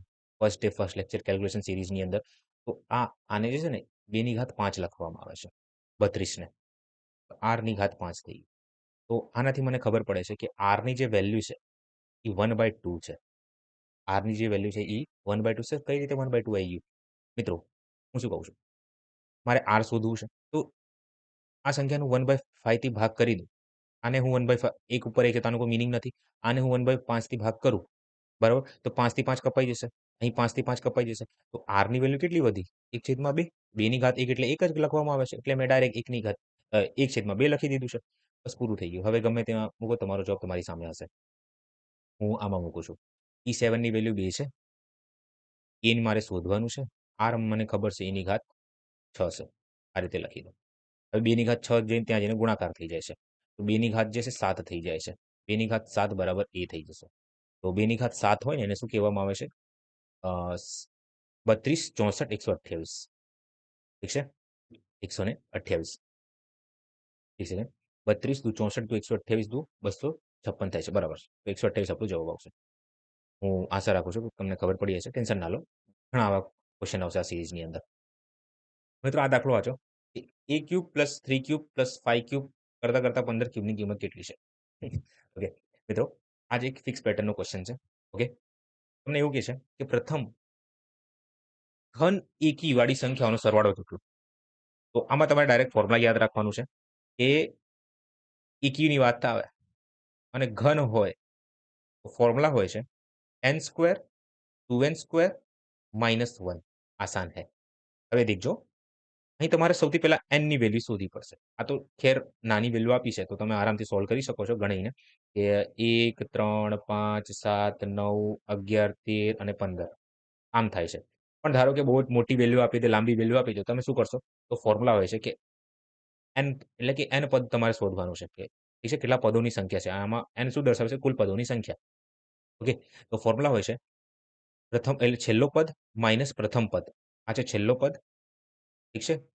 આ છે પ્રથમ પદ, ઠીક છે? પ્રથમ પદ છેદમાં d એટલે કે તફાવત. શું છે? આ તફાવત છે. પછી આપણે +1 કરી દેવાનું. આસાન હે? હવે તો જુઓ અહીં છેલ્લો પદ 15 છે, પ્રથમ પદ 1 છે, છેદમાં 2 છે, +1 છે. તો ટોટલ જવાબ તમારો 8 થઈ જશે. ઓકે? બસ તો ફોર્મ્યુલા અપ્લાય કરો. n ની જગ્યાએ 8 મૂકો તો 8 નો સ્ક્વેર પછી 2 ગુણ્યા 64 -1 અહીં 64 લખી દઉં છું. તો અહીં 127 ડાયરેક્ટ લખું છું. ઓકે? 64 દુ 128 -1 એટલે 127. હવે ક્યાં કરે? મિત્રો, હું તમને સજેસ્ટ કરીશ કે આવા ટાઈપના ક્વેશ્ચનમાં ડીએસ યુઝ કરો. ડીએસ એટલે શું? ડિજિટલ સમ કાં તો યુનિટ ડિજિટ. Unit digit. તો સૌથી પહેલા હું તમને યુનિટ ડિજિટનો યુઝ કરીને દેખાડું કે આ 7 ગુણ્યા 4 છે. 7 ગુણ્યા 4 કરશો તો 7 ચોક 28 થાય છે. તો તમારે જે એકમ સ્થાને છે 8 તો આવવાનું ફિક્સ જ છે. તો 8 જે છે 3 જગ્યાએ દેખાય છે, એક જગ્યાએ નથી દેખાતો. આ તો મારો જવાબ નથી. આ ફાઇનલ થઈ ગયું છે. હવે તમારે શું યુઝ કરવાનું છે? ડીએસ એટલે કે ડિજિટલ સમ યુઝ કરશો તમે. તો અહીં 6 ગુણ્યા 4 6 4 કેટલું થાય છે? 6 4 10 એટલે ટોટલ સરવાળો કેટલું હોવું જોઈએ? 1 ગુણાકાર 7 ને 2 9 અને 1 10. 7 ને 2 9 અને 1 10. 10 નું ટોટલ સરવાળો કેટલું થાય છે? 1. તો 1 ગુણ્યા 1. તો મારો જે જવાબ જે છે ને એ 1 આવવું જોઈએ આન્સરમાં. તો જુઓ તો કઈ સંખ્યાનો સરવાળો 1 થાય છે? 8 ને 2 10 ને 3 13 ને 8 21. એટલે ટોટલ સરવાળો 3 આવે છે. તો આ તો મારો જવાબ નથી. 8 4 12 3 15 8. 8 4 12 15 માં 8 કેટલું થાય છે? 23 થાય છે. એટલે અહીં 5 આવે છે. તો આ પોસિબલ નથી. તો એક જ જવાબ છે એ. કેમ કે 8 અને 1 9. 9 ને આપણે જોવાનું ના હોય. 8 ને 2 10 થાય છે. 10 એટલે કે 1. એ મારો જવાબ. ઠીક છે? તો ડી આપણો જવાબ હશે. હું આશા રાખું છું કે તમને થોડી ઘણી ખબર પડી હશે. ઓકે? ચાલો આગળ વધીએ આપણે. આ જુઓ મિત્રો. આ એપીનો દાખલો છે. એટલે ગુણોત્તર શ્રેણીનો દાખલો છે. ડાયરેક્ટ તમારે યાદ રાખવાનું છે. શું કીધું છે મને? કે શ્રેણીનો સરવાળો કેટલો હશે? તો એસએન ફોર્મ્યુલા હોય છે કે કુલ સરવાળો તમારે શોધવું હોય તો એસએન બરાબર n/2. ઠીક છે? એ પ્લસ એલ કરી દો ડાયરેક્ટ. તો એન પદ સૌથી પહેલા તમારે એન શોધવું પડશે આના માટે. તો એન શોધવા માટે મેં તમને હમણાં જ કીધું કે એન બરાબર એ એલ માઇનસ એ છેદમાં ડી +1. તો એલ તમારે 213 છે. 213 માંથી 17 ને બાદ કરો. તો 213 માંથી 17 ને બાદ કરશો તો તમારો જવાબ 6 આવશે. એટલે 196 આવશે. 196 છેદમાં ડી એટલે તફાવત કેટલાનો દેખાય છે? તમે કહેશો 4 4 નો તફાવત છે. અહીં 4 નો, અહીં 4 નો. અહીં 4 લઈ લો. તો 4 થી ભાગ કરો તો ચોખ્ખું ચોખ્ખું 16. ચોખ્ખું ચોખ્ખું 16 49 + 1 એટલે કે 50 આવે છે. ઠીક છે ને? ભૂલ તો નથી કરતા આપણે? હા, 50 છે. તો n ની કિંમત જે છે એ કેટલી આવી છે? અહીં 50 આવી છે. બસ 50 મૂકી દો. તમારો જવાબ તમારી સામે હશે. તો 50/2 પ્રથમ પદ 17 છે. છેલ્લું પદ 213 છે. તો 25 અને 17 ને તે 230 થાય છે. તો 25 ગુણ્યા 23 તમારે કરવાનું છે. તો ડાયરેક્ટ હું કરી દઉં છું કે 25 દુ 500, 25 તારી 75. તો 5750 આપણો જવાબ હશે. ચાલો. એક વસ્તુને 460 માં વેચવા પર મળેલો નફો તે વસ્તુ ₹380 માં વેચવા પર થયેલો નુકસાન બરાબર છે. મિત્રો આ ક્વેશ્ચન છે તમે બટરફ્લાય મેથડથી સોલ્વ કરવાનો હોય છે. Butterfly method. અહીં તમારે જે છે ને સીપી ધારવાનું કે પડતર કિંમત ધારવાની હશે. શું ધારવાનું? પડતર કિંમત. તમારી કોઈ હશે. તમને ખબર નથી. ઠીક છે? હવે આ પડતર કિંમત જે છે અમુક આ બાજુ તમે છે ને નફો એટલે નુકસાન થાય છે એટલે સંખ્યા રેખા છે, સંખ્યા રેખાની આ બાજુ જે છે માઇનસ થાય છે અને આ બાજુ પ્લસ થાય છે. એવું આપણે ધારી લેવાનું. બરાબર? ખબર છે ને સંખ્યા રેખામાં અહીં 0 હોય છે, અહીં પ્લસ હોય છે, અહીં માઇનસ હોય છે. તો એ રીતે આપણે ધારી લેવાનું હોય છે. ઠીક છે? ગમે તે નામ આપી શકો છો કે સંખ્યા રેખા મેથડ, બટરફ્લાય મેથડ, જે મેથડ તમને જે ફાવે એ. ઠીક છે? ચાલો. તો આ પડતર કિંમત છે. હવે પડતર કિંમતની આ બાજુ જે છે નફો એટલે નુકસાન થાય છે અને આ બાજુ જે છે એ પ્રોફિટ થાય છે. તો શું કીધું છે મને કે જો એક વસ્તુ હું 460 માં વેચ્યું હોત તો મને નફો મળે છે. તો પડતર કિંમત કઈ હતી? મેં વેચ્યું 460 માં તો મને નફો થયો છે. ઓકે. પછી શું કહે છે મને? વસ્તુને જો 380માં વેચ્યો હોત ને તો નુકસાન થાત મને. તો પડતર કિંમતથી જો આને 380માં વેચું, મને નુકસાન થાય છે. હવે આમ જોવા જઈએ ને તો જેટલું નુકસાન થાય છે ને એટલું નફો થાય છે. તો બંને બરાબર છે. તો બંને બરાબર દર્શાવવા માટે અહીંયા 1 લખી દો. અહીં 1 લખી દો. ઓકે? 1 યુનિટનો નફો થાય છે, અહીં 1 યુનિટનો પ્રોફિટ થાય છે. એ રીતનું કરો. નુકસાન થાય છે. ગમે તે રીતે કહી શકો છો આગળ પાછળ. મિત્રો, હવે આ બેવનો તફાવત જુઓ. કેટલાનો તફાવત છે. હોપ સો તમને આવડતું હશે. તમે જો સોલ્યુશન જોવા આવ્યા હશો તો. 380 460નો તફાવત કેટલાનો છે? તમે કહેશો સર ક્લિયર દેખાય છે કે અહીં 80નો તફાવત જોવા મળે છે. હવે આ 80નો જે તફાવત જે છે, કેટલા યુનિટ બરાબર છે? 2 યુનિટ બરાબર છે. 1 ને 1 2 યુનિટ બરાબર છે. તો 1 યુનિટની વેલ્યુ કેટલી? તમે કહેશો સર 1 યુનિટની વેલ્યુ અહીં 40 દેખાય છે. કેમ કે મેં આના 2 થી ભાગ કર્યું છે. હવે ક્યાં કરે? જો 1 યુનિટની વેલ્યુ 40 હોય તો અહીંયા 40 લખી દો. હવે મને એમ કહેજો જરા કે 380માં મને ₹40 એટલે 380માં એ વસ્તુ મેં વેચ્યું બરાબર અને ₹40 મને નુકસાન થયું છે. તો મારી પડતર કિંમત કેટલી હશે? જો બકા, તમારી સેલિંગ પ્રાઇસ જે છે એ 380 છે. તમારો જે નફો એટલે કે નફો કહું છું, જે તમારું નુકસાન છે, માફ કરજો, જે નુકસાન છે એ ₹40નું છે. તો તમારે કોસ્ટ પ્રાઇસ કેટલી હશે? સ્વાભાવિક છે કે 380 થી ઓછી હશે. વધારે હશે 380 તો તમારો જવાબ 420 આવશે. તો આ બાજુથી હંમેશા આપણે પ્લસ કરી દેવાનું. તો 420 જે છે એ મારે પ્રોફિટ થાય એટલે પડતર કિંમત છે મારી ₹420. ઠીક છે ને? ચાલો તો પડતર કિંમત મને મળી ગઈ. હવે ક્યાં કરે? આગે. હવે આગે જુઓ કે જો વેચાણ કિંમત 400 હોય તો નુકસાનની ટકાવારી કેટલી હશે? ભાઈ મિત્રો, તમારી પડતર કિંમત એટલે કે સીપી 420 છે. તમારા વેચવાનું જે છે સેલિંગ પ્રાઇસ જે છે એ ₹400 છે. તો ભાઈ ₹400માં 420માં લાવશો, 400માં વેચશો તો કેટલા નુકસાન થાય છે? તમે કહેશો સર ₹20 મને નુકસાન થાય છે. હવે પ્રોફિટ અને લોસ જે છે ને એ હંમેશા કોસ્ટ પ્રાઇસ ઉપર એટલે કે પડતર કિંમત ઉપર જોવા મળે છે. તો અહીં તમારે નીચે 420 લખી દેવાનું. ગુણ્યા 100 કરી દો. अब ક્યાં કરે? ભાઈ 2 મીંડા ઉડાડી દો. 2 થી ભાગ કરો. 2 થી 1/21 તો 1/21ની વેલ્યુ જે થાય છે એ 4.76 થાય છે. આ તમારે યાદ રાખવાનું છે. અને મેં સ્પેશિયલ ટકાવારીનું મેં ફર્સ્ટ લેક્ચર લીધું છે. ફર્સ્ટ લેક્ચરમાં મેં તમને સ્પેશિયલ કેસ યાદ કરાવ્યો છે. એ લેક્ચરમાં મેં તમને યાદ કરાવી દીધું. સ્પેશિયલ કેસ તમારે યાદ રાખવાનો છે. 4.76 જે છે એ વેલ્યુ થાય છે. તો હું આશા રાખું છું કે આ બી તમને થોડી ઘણી ખબર પડી હશે. ઓકે. તો મિત્રો આ દાખલો જુઓ કે a પ્લસ બી અને એ બી બરાબર 16 છે તો a ક્યુ પ્લસ બી ક્યુબનું મૂલ્ય શોધો. ડાયરેક્ટ ફોર્મ્યુલા બેઝ છે. ઠીક છે? ચલો ઠીક છે. અહીંયા ફોર્મ્યુલા હું લખી દઉં છું. ઓકે? ઠીક છે. a પ્લસ બી બરાબર 10 છે. a ક્યુબ પ્લસ બી ક્યુબની મારે વેલ્યુ શોધવી છે. ગમે તેનું ઉઠાડી લો. આ લઈ લો. a પ્લસ બી ક્યુબની ક્યુબ કઈ તમને સહેલું લાગશે એ દાખલો જુઓ. આ ઈઝી છે. આને પકડો.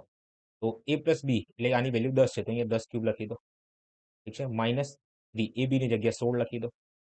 a પ્લસ બીની જગ્યાએ 10 લખી દો.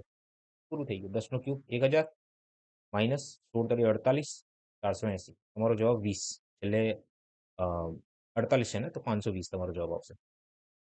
ઠીક છે? ગુડ. આને આ રીતે સોલ્વ કરવામાં આવે છે. ખલ્લાસ. ડાયરેક્ટ ફોર્મ્યુલા યુઝ કરો. તમારો જવાબ તમારી સામે હશે. Okay?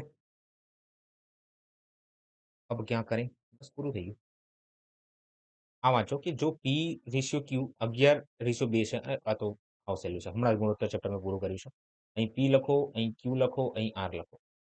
P 11:2 QR 3:2 copy method 3 આ બાજુ 2 આ બાજુ ઠીક છે ને 11 તરી 33 3 દુ 6 2 દુ 4 પૂરું આસાન है ચાલો જો C એ D કરતા 75% ઓછું હોય C એ D કરતા 75% ઓછું હોય તો 75% એટલે કે 75/100 લખી દેવાનું હોય છે એટલે ડાયરેક્ટ યાદ રાખવાનું છે કે 3/4 થાય છે તો ઓછું હોય મીનિંગ શું કે 3/4 લેસ છે તો 4 માંથી 3 ને બાદ કરી દો એટલે કે 1/4 છે અને આ રીતે લખવામાં આવે છે તો ડીએસસી કરતા કેટલા ટકા વધારે છે લે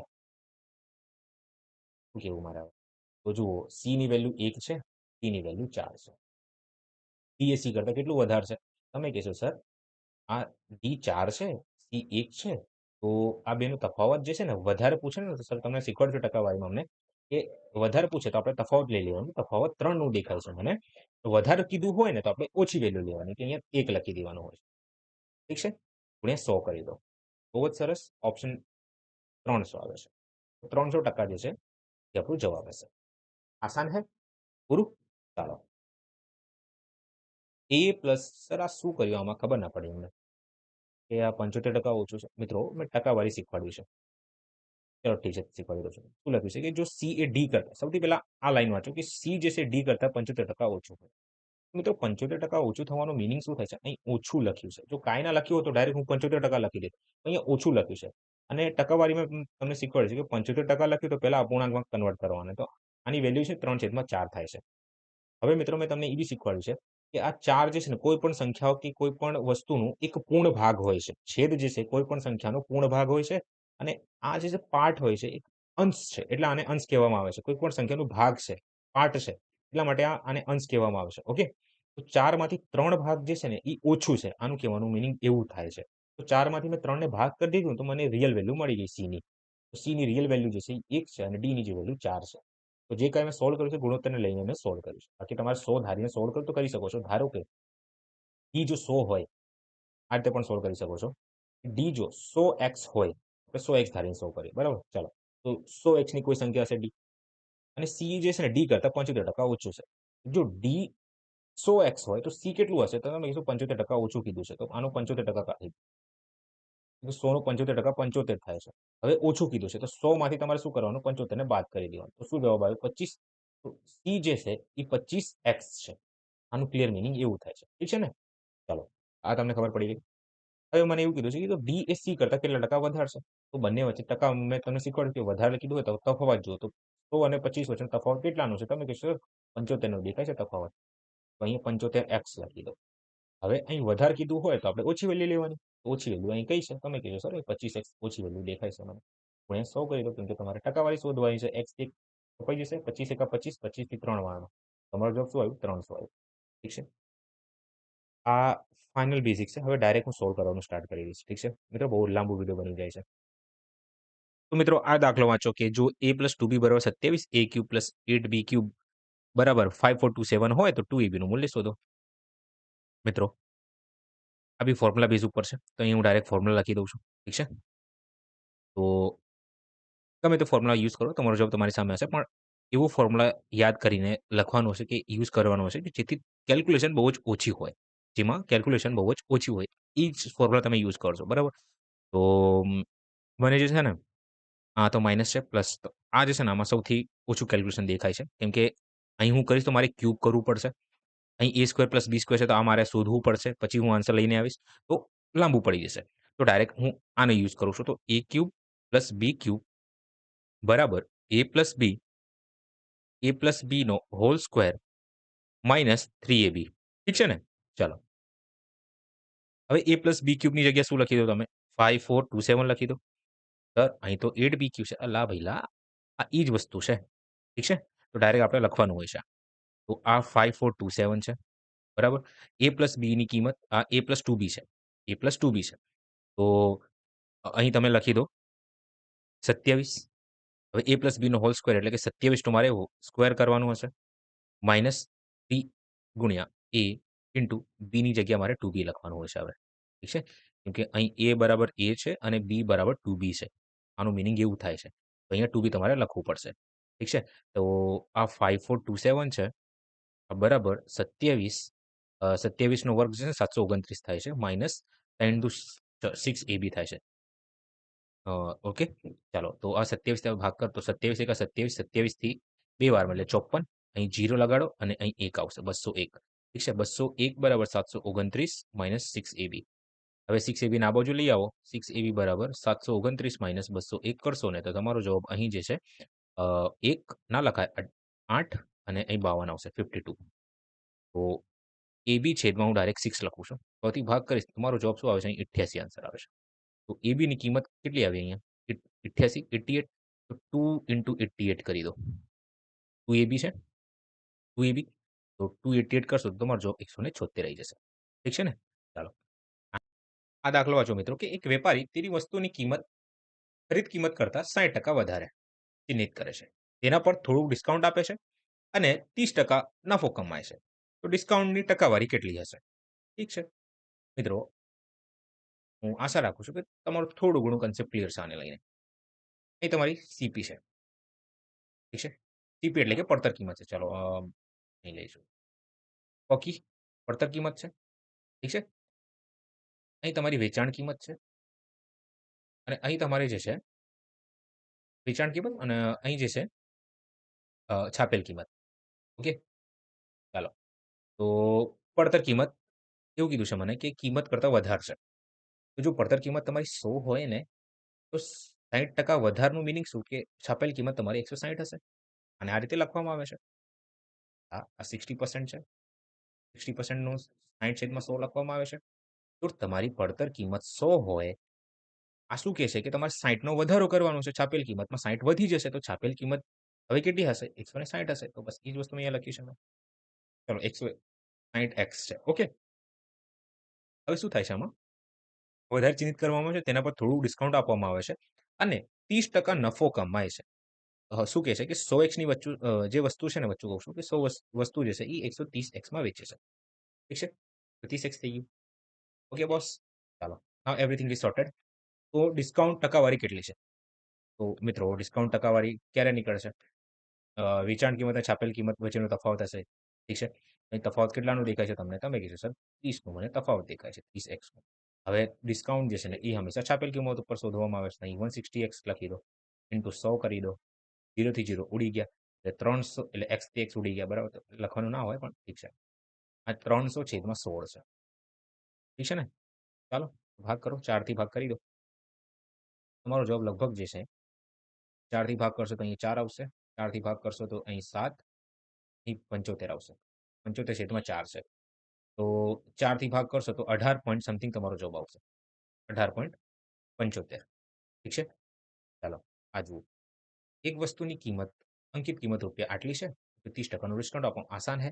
આ તો તમે ડાયરેક્ટ સોલ્વ કરી શકો છો. 5નું બધા 5નું મલ્ટિપલ છે. ચલો 7નું મલ્ટિપલ તમે જોઈ લો. તમારો જવાબ તમારી સામે હશે. 7નો મલ્ટિપલ 7 નંબર એક જ જગ્યા છે. આવી રહ્યું. ઠીક છે? આ બી છે. તમારે પૂરવું કરવું પડશે. ચાલો. શું કીધું છે મને કે જો 30% ડિસ્કાઉન્ટ આપવામાં આવે છે. મિત્રો આને પકડો 30%ને. 30/100. ડિસ્કાઉન્ટ હંમેશા છાપેલ કિંમત ઉપર આપવામાં આવે છે. તો 100 જે છે ને એ મારી છાપેલ કિંમત. હવે આ છાપેલ કિંમત ઉપર ડિસ્કાઉન્ટ કેટલાનું છે? તમે કહેશો સર 30નું ડિસ્કાઉન્ટ છે. તો મારી વેચાણ કિંમત કેટલી હશે? વેચાણ કિંમત કેટલી હશે? તમે કહેશો સર 100માંથી 30ને બાદ કરવામાં આવે છે. તો અહીં વેચાણ કિંમત તમારી 70 યુનિટ હશે. ઠીક છે? ઓકે. બસ તો આપે તો વસ્તુની વેચાણ કિંમત કેટલી હશે? તો ડાયરેક્ટ તમે 2500નું 70 × 100 કરી દો. વેચાણ કિંમત 100. તો 25 × 7 કરશો ને 1750 તમારો ઠીક છે? એક બસ 95 કિલોમીટર પ્રતિ કલાકની ઝડપે 4 કલાકની મુસાફરી કરે છે. એક ટ્રેન વધુ 1 કલાકના સમયમાં બસ કરતાં 90 કિલોમીટર વધારે મુસાફરી કરે છે. તો ટ્રેનની ઝડપ કેટલી છે? તો મિત્રો ક્યારે પણ ટાઈમ સ્પીડ ડિસ્ટન્સની અંદર તમને ક્વેશ્ચન આપે ને તો કઈ રીતનું આપશે? કાં તો તમને સ્પીડ આપશે અને ડિસ્ટન્સ આપશે અને ટાઈમ શોધવાનું તમને કહેશે. કાં તો તમને સ્પીડ આપી દેશે ટાઈમ આપશે તો ડિસ્ટન્સ શોધવાનું કહેશે. ઓકે? તો ફિક્સ જ હોય છે અને આપણે ધારી લેવાનું કે તો મને સ્પીડ દેખાઈ ગઈ, મને ટાઈમ દેખાઈ ગયું. બરાબર? તો સિમ્પલ હું સૌથી પહેલા અંતર શોધી લઈશ. ભલે એને કામમાં આવે કે ના આવે આપણે શોધી લેવાનું. બરાબર? ચાલો. તો ભાઈ સૌથી પહેલા હું અંતર એટલે કે ડિસ્ટન્સ. ડિસ્ટન્સ જે છે એ સ્પીડ ગુણ્યા ટાઈમ થાય છે. તો સ્પીડ જે છે એ 65 છે અને અહીં 4 છે. તો 65 × 4 કરીશ ને તો લગભગ મારો જવાબ 6 ચોક 24 260 આન્સર આવશે. ઠીક છે ને? 260 કિલોમીટર જે છે એ મારું ટોટલ ડિસ્ટન્સ છે. હવે એક ટ્રેન વધુ 1 કલાકના સમયમાં બસ કરતાં 50 કિલોમીટર વધારે મુસાફરી કરે છે. તો બસે તો ટોટલ જે ડિસ્ટન્સ છે એ 260 છે. બસનું ટોટલ ડિસ્ટન્સ 260 છે. અને આ ભાઈ 50 એટલે 90 કિલોમીટર વધારે ડિસ્ટન્સ ટ્રાવેલ કરે છે. તો ડી એટલે બસે જે ડિસ્ટન્સ ટ્રાવેલ કર્યું છે, માફ કરજો ટ્રેને જે ડિસ્ટન્સ ટ્રાવેલ કર્યું છે એ 260 પ્લસ 90નું છે. એટલે કે 350 350 કિલોમીટર છે. અને હા, એક ટ્રેન વધુ 1 કલાક સમયમાં 1 કલાકના સમયમાં બસ કરતા ઓકે. તો વધુ 1 કલાકની વાત થાય છે. તો હવે 4 લે હતું પેલો સમય, હવે 1 કલાક વધારે એટલે 5ની સ્પીડમાં. તો 3 તો આની સ્પીડ મારે શોધવાની છે. એટલે સમય જે છે એ 5 કલાક લેશે. ટાઈમ જે છે ટ્રેન એ 5 કલાક લેશે. તો ભાગ કરી દો તમારો જવાબ તમારી સામે હશે. 350 ભાગ્યા 5, 5 થી 7 વારમાં તો 70 કિલોમીટર પ્રતિ કલાક જે છે એ અમારી સ્પીડ હશે ટ્રેનની. ઠીક છે? તો હું આશા રાખું છું થોડી ઘણી તમને ખબર પડી હશે. હવે આ ક્વેશ્ચન જુઓ કે 8 metre 16 centimetre 8 metre 16 centimetre 6 metre 24 centimetre okay. લંબાઈમાં સેન્ટીમીટરમાં એક કામ કરો ને, બધાને છે ને એક જ યુનિટમાં કે એક જ એકમમાં રાખો. ઠીક છે ને? એક વસ્તુ ખબર છે કે 1 મીટર બરાબર જે છે ને 100 સેન્ટીમીટર થાય છે. ઠીક છે ને? તો 8 મીટર બરાબર કેટલા સેન્ટીમીટર? તમે કહેશો સર આસાન હે, 1800 સેન્ટીમીટર થાય છે. આ 1800 એટલે પૂછો 800 સેન્ટીમીટર થાય છે. આ ભાઈ તમારો 800 સેન્ટીમીટર, આ તમારો 600 સેન્ટીમીટર અને આ તમારો 1100 સેન્ટીમીટર. ઠીક છે ને? આસાન હે? ઠીક છે. તો આ ટોટલ 816 થઈ ગયું છે. આ 624 છે અને આ 1104 સેન્ટીમીટર છે. Okay boss. બધાને બરાબર માપવા માટે વાપરી શકાય તેવી સૌથી મોટી શક્ય લંબાઈ શોધો. મિત્રો, આ ક્વેશ્ચન જે છે ને એ ગુસાનું છે. શું લખ્યું છે કે સૌથી મોટી લંબાઈ મારે શોધવાની છે. તો તમને ગુસા શોધતા શીખવાડ્યું છે. આ તો તમે તફાવત જુઓ. 3 મેથડ હોય છે. એક છે તફાવતની રીત હોય છે. ઠીક છે? એક ભાગાકારની વિધિ. એક છે તમને શું કહેવાય ફેક્ટરાઇઝેશન, અવિભાજ્ય અવિકરણ કહી શકો તમે. અવિકરણ. બરાબર? એ રીતે તમારે સોલ્વ કરવાનું હોય છે. તો પહેલા આપણે તફાવતથી જોઈ લઈએ, પછી ભાગ વિધિથી ટ્રાય કરશું આપણે. અને અવિભાજ્ય ગુણનખંડ. તો મારા પ્રમાણે જે છે ને અવિભાજ્ય ગુણનખંડ કરશો તો બહુ જ લાંબુ પડી જશે. તો આ મેથડ યુઝ નથી કરતા. બરાબર? તો તફાવતની મેથડ આપણે જોઈએ. તો 816 ને 816 માંથી 624 ને બાદ કરો. તો અહીં 2 આવે છે અને અહીં જે છે 11 માંથી 2 એટલે 9. ઠીક છે ને? 7 માંથી 6 એટલે 192. અહીં તફાવત જુઓ જરા. હવે ચેક કરજો જરા કે 192 જે છે ને એ આને ભાગ કરે છે. 192 ગુણ્યા 2. અરે વાહ! લાંબુ પડી ગયું. આનું તફાવત જુઓ જરા. કેટલું આવે છે? 624 અહીં 0. 10 માંથી 2 એટલે 8. 10 માંથી 6 એટલે 480. હવે 192 અને 480 વચ્ચેનો તફાવત જુઓ કે હવે કંઈક પોસિબલ કંઈક નીકળતું નથી આમાંથી. એટલે ઓપ્શનથી ચેક કરી શકો છો ડાયરેક્ટ. પણ તો બી આપણે રિસ્ક નહીં લેવું. આન્સર તમારો 48 આવશે. કેમ કે 48 જે છે ને આને ભાગ કરશે ને આને બી ભાગ કરશે. આને 10 વારમાં ભાગ કરે છે અને આને જે છે 4 વારમાં ભાગ કરે છે. ઓકે? તો બી આપણે આમ રિસ્ક નહીં લેવું. આપણે હજી પણ માઇનસ કરી જોઈએ. તો જો હું આમાં +8 કરું તો આ 200 બની +2 કરું. ના, ના +8 એટલે 200 અને 280 એટલે 288. 288. 288. 288 આને ભાગ કરશે, આ બધાને ભાગ કરતો હશે. એવી આ સંખ્યા છે 288. હવે 288 શેનાથી ભાગ થાય છે? ઓપ્શનથી ચેક કરો. 48 થી ભાગ થાય છે? યસ. આ માત્ર એવી સંખ્યા છે આને ભાગ કરે છે. ઓકે? તો આપણો જવાબ 48 થઈ જશે. અને આ રીતે ચેક કરવામાં આવે છે. કે તફાવત કાઢો, તફાવતથી ચેક કરો કે કઈ સંખ્યા આને ભાગ કરે છે. બસ. ચલો આ બી ના ખબર પડે ને તો આપણે જે છે ને હું તમને ભાગ વિધિ જે બેસ્ટ મેથડ હોય એ ભાગ વિધિથી આપણે આને સોલ્વ કરીએ. હવે મિત્રો હું તમને આ દાખલાને ભાગ વિધિથી સોલ્વ કરીને દેખાડું. બરાબર? જે તમને ફાવે. બરાબર? તો શું હોય છે કે નાની સંખ્યા જે હંમેશા મોટી સંખ્યાને ભાગ કરે છે. ઓકે? તો અહીં હું લખું છું 816. અહીં હું લખું છું 624. ઠીક છે? આ 624 816 ને ભાગ કરશે. તો એક વારમાં અહીં લખી દઉં 624. તો માઇનસ કરો તો તમારો જવાબ 192 આવશે. હવે આ 192 જે છે ને આ 624 ને ભાગ કરશે.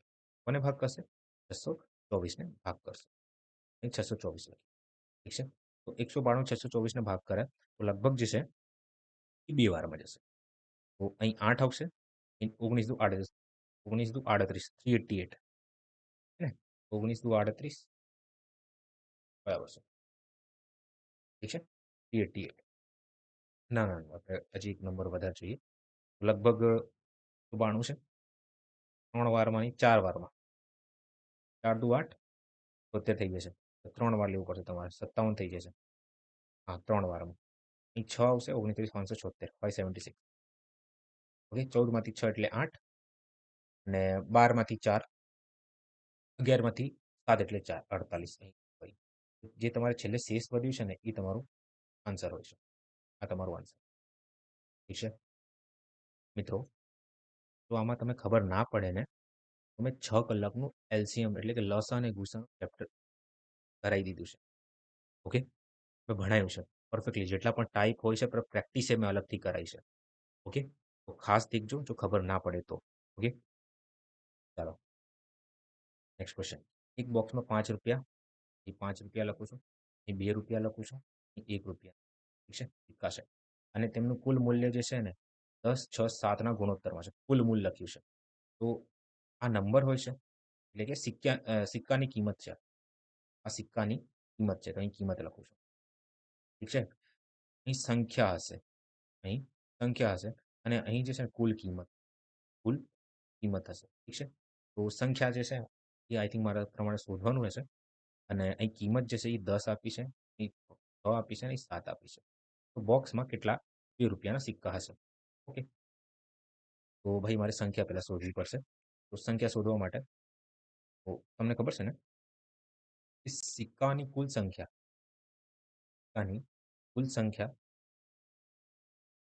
ગુણ્યા કુલ કિંમત નથી કે જે સિક્કાની કિંમત છે ગુણ્યા કિંમત બરાબર કુલ કિંમત હોય છે. કુલ કિંમત હોય છે. હવે મિત્રો આને જ કહેવાય કે નંબર ઓફ કોઈન્સ ઇંગ્લિશમાં. નંબર ઓફ કોઈન્સ આને કહેવાય ડિનોમિનેશન જે સિક્કાની વેલ્યુ હોય ને એ અને આને કહેવાય ટોટલ વેલ્યુ. Total value. તો મારે શું શોધવાનું છે? સંખ્યા શોધવાની. પર્ટિક્યુલર દરેક સિક્કાની વેલ્યુમાં. તો ભાઈ નંબર ઓફ કોઈન્સ મારે શોધવું છે. આ એક્સ હું ધારી લઉં છું. ડિનોમિનેશન મને ખબર છે કે 5 છે અને ટોટલ વેલ્યુ મને ખબર છે 10 યુનિટ. હું આને આ રીતે દર્શાવી શકું છું કે એક્સ બરાબર 10/5 છે કે નહીં? ચાલો નેક્સ્ટ જુઓ. મારે શોધવાનું છે બે એટલે બેની કિંમત મારે શોધવાની છે. અહીંયા હું 2 લખું છું અને ટોટલ કિંમતમાં જે છે ને હું 6 લખું છું. ઠીક છે? તો હું આને દર્શાવવું તો કેવી રીતે દર્શાવી શકું છું? 6/2 6/2 તો ઠીક છે ને? આ 2 માટે છે. 6/2 લખી દો. હવે કિંમત જે 1 છે અને ટોટલ જે છે એ 7 છે. તો એક્સની જગ્યાએ હું શું લખી શકું? 7/1. આ તો બહુ બેઝિક છે. બેઝિક જ શીખવાડું છું. બાકી મારે સોલ્વ કરવું તો 30 સેકન્ડમાં સોલ્વ કરીને જતો રહું. બરાબર? શાંતિથી આપણે શીખીએ. તો અહીં જે છે ને 5 થી ભાગ કરશો. 5 5 એકા 5, 5 થી 2 વાર. અને હા, જેને આવડે છે 2x સ્પીડમાં જુઓ. ઓકે? જાતે એકવાર સોલ્યુશન કરો ને આન્સર જોઈને આગળ વધતા જાઓ. બરાબર? ચાલો. અહીં 2 આવશે, અહીં 3 આવશે. ઠીક છે? અહીં 7 આવશે. પૂરું થઈ ગયું. એમ તો છે 7 એકા 7 ખલ્લાસ. હવે શું પૂછ્યું છે મારાથી? કે જો કુલ 144 સિક્કા હોય તો આ યાદ રાખજો આ તમારું ગુણોત્તરમાં છે. એ બી આવ્યું તમારો જવાબ ગુણોત્તરમાં આવશે. 3 ને 2 5 ને 7 કેટલું થાય છે? 12. આ 12 એક્સની વેલ્યુ જે છે ને કોના બરાબર છે? 144 બરાબર છે. તો 12 થી ભાગ કરશો તો 12 તમારો જવાબ આવશે. ઠીક છે ને? તો એક્સની વેલ્યુ 12 આવી ગઈ અહીંયા. ઓકે? ₹2 સિક્કાની ઓકે ₹2 સિક્કા હશે. કેટલા હશે? 12 તરી 36. ઠીક છે? 36 સિક્કા. 12 ગુણ્યા 3. ઓકે? મિત્રો આ દાખલો જો કે એક સાયકલના પૈડાનો વ્યાસ આટલું છે. સાયકલ સવારને 53.9 કિલોમીટર પ્રતિ કલાકની ઝડપે ગંતવ્ય સ્થાન સુધી પહોંચવામાં 12 મિનિટ લાગે છે. મુસાફરી દરમિયાન પૈડું કેટલી વાર ગોળ આંટા ફરશે? મિત્રો આ કન્સેપ્ટ તમને ખબર હશે કે જ્યારે પણ પૈડાનું કન્સેપ્ટ આવે ને એટલે આ ટાઈપનો ક્વેશ્ચન પૂછાય તો તમારે શું ધ્યાનમાં રાખવાનું છે? આ વ્હીલ છે ધારી લો બરાબર. આ વ્હીલ ફરશે ને તો પોતાનું જે પરિઘ હોય ને એ પરિઘનું ડિસ્ટન્સ કવર કરશે. શું કહો છો? ખબર ના પડે. આ સર્કલ છે. કયો આકાર દેખાય છે? તો સૌથી પહેલા મિત્રો આ દાખલો વાંચો કે એક સાયકલના પૈડાનો વ્યાસ 1.4 સેન્ટીમીટર છે. સાયકલ સવાર આટલી સ્પીડે જાય છે, આટલા ટાઈમમાં પહોંચી જાય છે. મુસાફરી દરમિયાન વ્હીલ પૈડું કેટલી વાર ગોળ આંટા ફરશે? ઠીક છે મિત્રો, તમને આ કન્સેપ્ટ હોપ શું ખબર હશે કે જ્યારે વ્હીલ વાળો આવે ને તો વ્હીલ જે છે ને ફરશે તો એ પોતાનું ડિસ્ટન્સ કવર કરે છે. પોતાનું પરિઘનું કે સર્કમફેરન્સનું ડિસ્ટન્સ કવર કરે છે. ઓકે? ધારો કે અહીં જે છે ને આ પોઈન્ટે આપણે નોટિસ કરવાનું સ્ટાર્ટ કર્યું કે આ પોઈન્ટે વ્હીલ ફરવાનું સ્ટાર્ટ કર્યું. બરાબર? આમ ફર્યું અને પાછું એ પોતાના સ્થાને આવી ગયું. બરાબર? તો જ્યારે આ પોતાના સ્થાનમાં આવશે ને ત્યારે એક એ અમુક યુનિટ ડિસ્ટન્સ આ ટાયરે આ વ્હીલે કવર કર્યું હશે. કે આનું મિનિંગ એવું થાય છે. તમારે આ ટાઈપના દાખલાને સોલ્વ કરવું હોય તો જે ડિસ્ટન્સ જે છે કોના બરાબર હશે? 2πr બરાબર હશે. પણ મિત્રો આ જે છે ને વ્હીલ ખાલી આ એક વાર ફર્યું હશે તો અમુક ડિસ્ટન્સ કવર કરશે. આવું વ્હીલ જે છે ને આ રીતે n ટાઈમ ફરશે. n વખત ફરશે. હવે ખબર નથી કેટલી વાર ફરશે પણ n વખત ફરશે તો એક અમુક ડિસ્ટન્સ કવર થશે. ઓકે? તો અહીંથી આ ફોર્મ્યુલા આવ્યું છે કે d n × 2πr થાય છે. ઓકે? હવે મિત્રો અહીં જુઓ. આ d જે છે મારું અંતર છે. હવે અંતર કઈ રીતે શોધશો તમે? જોડે પહેલાથી જ આપ્યું છે. સ્પીડ આપી છે ને ટાઈમ આપ્યું છે. શોધી લો. તો 53/9/10 ગુણ્યા 12/60 કરો. કેમ? કેમ કે એક કલાકમાં એટલે કે 1 આવરમાં 1 કલાક લખું છું. ત્યારે ખબર પડે. 1 કલાકમાં 60 મિનિટ થાય. 12 મિનિટમાં કેટલી કલાક થશે? આસાન હે તો 5/60 કરી દો, ઠીક છે ને? ચાલો, તો આપણે ભાગ કરીએ 12 એકા 12, 12 થી 5 વાર. ઓકે? હવે ફોર ઈઝી કેલ્ક્યુલેશન હું શું કહું છું કે આને 539/50 કરી દો. ફોર ઈઝી કેલ્ક્યુલેશન માટે. ઓકે? ચાલો, તો અહીં 529 29 કહું છું, 539/50 કરી દો. ઠીક છે ને? ચાલો, અહીં એન મારે શોધવાનું છે કેમ કે કેટલી વાર આંટા પડશે એ મારે શોધવાનું છે. તો એન મારે શોધવાનું છે. એ કરી દો. અહીં 22/7 લખી દો. હવે મેઇન વસ્તુ છે આ 1.4 સેન્ટીમીટર. અને તમારું જે જવાબ જે છે ને એ કિલોમીટરમાં જોઈએ. એમાં જોઈએ? કિલોમીટરમાં જોઈએ. તો હું આને ઇરેઝ કરું છું. ઠીક છે? મિત્રો, અહીં દેખજો. આ પેન લઉં છું. હા. હવે મિત્રો, તમને ખબર છે કે 1 કિલોમીટરમાં 1000 મીટર થાય છે? નથી. ના, 1000 મીટર જ થાય છે. 1 કિલોમીટરમાં 1000 મીટર થાય છે, બરાબર? અને 1 મીટરમાં 100 સેન્ટીમીટર થાય છે. થાય છે કે નહીં? યસ સર, થાય છે. હવે હું તમારાથી આપણે ઊંધું ચાલવાનું છે, બરાબર? હું તમારાથી પૂછું છું કે 1 મીટરમાં 100 સેન્ટીમીટર. તો 1.4 મીટર એ 4 સેન્ટીમીટરમાં કેટલા મીટર થશે? તમે કહેશો સર આસાન હે. આ 14 છે. 14 એટલે 14 નું એટલે 1.4 નું ગુણાકાર એક જોડે કરી દો ને પોઈન્ટ હતું ને એટલે તમે નીચે 10 લખી દો અને પછી તમારે અહીંયા 100 આવશે. એટલે 14/1000 જે છે ને મીટર આન્સર આવે છે આપણો. ઓકે બોસ સર, ઠીક છે. I like it. મને ખબર પડી ગઈ કે હવે જે છે ને એ 1 મીટરમાં આટલું આપણો જવાબ આવે છે. All done. આટલું મીટર થાય છે. પૂરું થઈ ગયું. હવે હું ઇરેઝ કરું છું. હવે મિત્રો, હું આને આ રીતે લખી શકું છું કે 1000 મીટરમાં આ મેં મીટરમાં કન્વર્ટ કરી દીધું છે. હવે 1000 મીટરમાં જે છે 1 કિલોમીટર થાય છે. કેમ કે મારે જવાબ તો કિલોમીટરમાં જ જોઈએ. તો 14/1000 મીટર બરાબર કેટલા કિલોમીટર? આસાન હે? બસ તો હવે આ 1 વડે ગુણાકાર કરો. 14/1000 ગુણ્યા 1000. એમ 1000 આગળ 1000 છે ને નીચે આવી જશે, છેદમાં આવી જશે. ઠીક છે? તો આ રહ્યું આપણું જવાબ. ઠીક છે? ચાલો.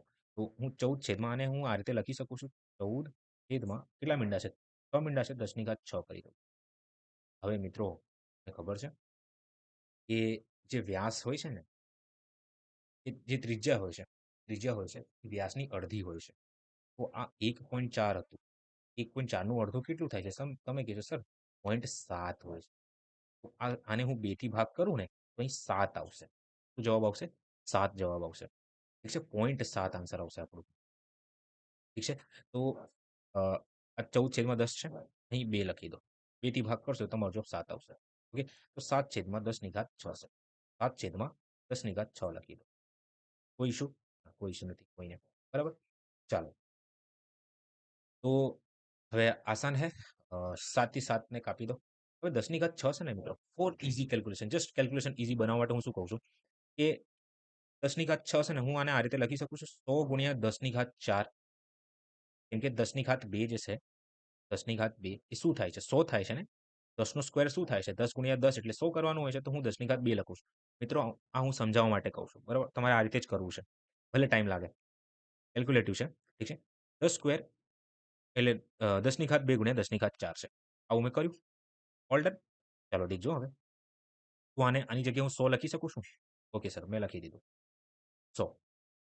ઠીક છે ને? ચાલો. હવે ડાયરેક્ટ કાટાપીટી કરવાની છે. આ સંખ્યાને હું 2 થી ભાગ કરું છું. અહીં 11 આવશે. એ 11 થી ભાગ કરું છું. 11 થી ભાગ કરું તો 11 દુ 22 અને હું 11 થી ભાગ કરીશ તો 49. All done. હવે દેખજો. આ 50 છે. 50 એકા 50. 50 થી 2 વારમાં. 50 દુ 100 થઈ જશે. કઈ રીતે કાપો છો? મિત્રો, આ રીતે જ કાપવાનું હોય છે. ના ખબર પડે તો એક કામ કરો. એનને છે ને ટાર્ગેટ કરો. ચલો. પહેલા હું સોલ્વ કરી લઉં છું. પછી હું તમને આરામથી કહી દઉં. બરાબર? ચાલો. લિંક તૂટી જશે. આ 2 થી 2 મીંડા ઉડી ગયા. All done. ચાલો. હવે આ 2 ને છે ને આનાથી ભાગ કરો 49 ને. તો તમારો જવાબ લગભગ 24.5 આવશે. 24/10 લખી દો. 24/5/10. હવે આ અહીં 10/4 છે. 10/4 છે. હવે ઉપર આવીને અહીં આવી જશે 10/4 ગુણાકાર થઈ જશે. અહીં 10/1 છે. તો તમારો જવાબ 245 ગુણ્યા 10/4 માઇનસ 10/1 એટલે 10/3 થઈ જશે. 10/3. તમારો જવાબ 24500. એકવાર શાંતિથી દેખજો. ટેન્શન ના લો. ફરીથી શીખવાડું છું તમને આ. ઠીક છે? અહીં દેખજો. એક સેકન્ડ આપજો મને. કેલ્ક્યુલેશન હશે જે છે. હું આશા રાખું છું કે તમને આટલું તો ખબર પડી હશે કે 5/3 ના 9.50 હું કઈ રીતે લઈને આવ્યો. 14 ની ઘાત કે 7 ની ઘાત 7/10 ની ઘાત 6 કઈ રીતે લઈને આવ્યો. બરાબર? ત્યાં સુધી તમને ખબર પડી હશે. ઓકે? ચાલો. અહીંયા દેખજો. અહીં 539 છેદમાં 50 છે. અહીં n છે. અહીં 2 છે. અહીં 22/7 છે. અને અહીં 7/10 ની ઘાત 6 છે. ઠીક છે? હવે જે છે કેલ્ક્યુલેશન છે. 7 થી 7 ઉડી ગયું. બરાબર? ફોર ઇઝી કેલ્ક્યુલેશન હું શું કહું છું? ચલો ઠીક છે. અત્યારે રહેવા દો. હવે મારે n શોધવું છે ને, n શોધવું છે ને મારે, તો આ 539 છેદમાં 50 એમને એમ રહેવા દો. આ 10 ની ઘાત 6 છે ને, આ ઉપર આવી જાય. અહીંયા આવી જશે, ગુણાકાર થઈ જાય છે. તો 10 ની ઘાત 6 ઉપર કરી દો. આ 2 જે છે ને, 2 આ નીચે આવી જશે અને 22 જે છે એ બી નીચે આવી જશે. હવે ભાગ કરો, તમારો જવાબ તમારી સામે હશે. n તમારું આવી ગયું અહીંયા. ઓકે? ચાલો. તો આપણે ભાગ કરીએ. ફોર ઇઝી કેલ્ક્યુલેશન 10 ની ઘાત 6 છે ને, હું આને 10 ની ઘાત 2 ગુણ્યા 10 ની ઘાત 4 કરું છું. ઠીક છે? અને 10 ની ઘાત 2 ને જે છે ને 100 લખવામાં આવે છે. ઓકે? તો અહીંયા 100 લખી દઉં છું. 50 એકા 50, 50 દુ 100, 2 થી 2 મીંડા, 11 થી 2 વારમાં, 11 થી 49. ઠીક છે? હવે 2 થી ભાગ કરો. 2 થી ભાગ કરશો તો અહીં તમારો જવાબ 24.5 આવશે. તો 24.5 ને હું આ રીતે લખું છું છેદમાં 10, એટલે 245 ગુણ્યા 10, એટલે છેદમાં 10 ગુણ્યા 10 ની ઘાત 4. હવે મિત્રો આ 10 ની ઘાત 1 છે, આ 10 ની ઘાત 4 છે. બરાબર? 10 ની ઘાત 1 ક્યાંથી લઈને આવ્યા? મિત્રો કોઈ પણ સંખ્યા છે ને 10 લખું છું, 10 ની માથે 1 છે. ઘાતાંક સ્વરૂપમાં 10 ની માથે 1 છે, આપણે લખતા નથી. ઓકે? તો અહીં 10 ની ઘાત 1. अब क्या करें? અહીં લખો 245 ગુણ્યા 10 ની ઘાત 4 ગુણ્યા 10 ની ઘાત -1, કેમ કે આ છેદમાં છે, ઉપર જઈને માઇનસ થઈ જશે. કેમ આવું થાય છે? ઘાત ને કરણીનો એક નિયમ હોય છે. n-1 હોય ને તો 1/a લખવામાં આવે છે. અને ફરીથી મારે આ સ્વરૂપમાં જવું હોય ને તો હું આને -1 લખીને જ આગળ વધી શકું છું. ઠીક છે? ધેટ્સ વાય મેં આને આ રીતે લખ્યું છે. ઓકે? ચાલો. તો અહીં 245 ગુણ્યા 10 ની ઘાત 3 લખી દો. તો તમારો જે જવાબ છે 2, 4, 5 ને 3 મીંડા. 10 ની ઘાત 3 ને શું લખવામાં આવે છે? 3 મીંડા લખવામાં આવે છે. ઓકે? 10 ની ઘાત 3 છે ને, તો 10 ગુણ્યા 10 ગુણ્યા 10 લખવામાં આવે છે. તો 10 ગુણ્યા 10 લખશો તો 1000 આન્સર આવશે. ઓકે? ચાલો. તો હું આશા રાખું છું કે તમને ખબર પડી હશે. આ કોમ્પ્લેક્સ હતું. ચાલો.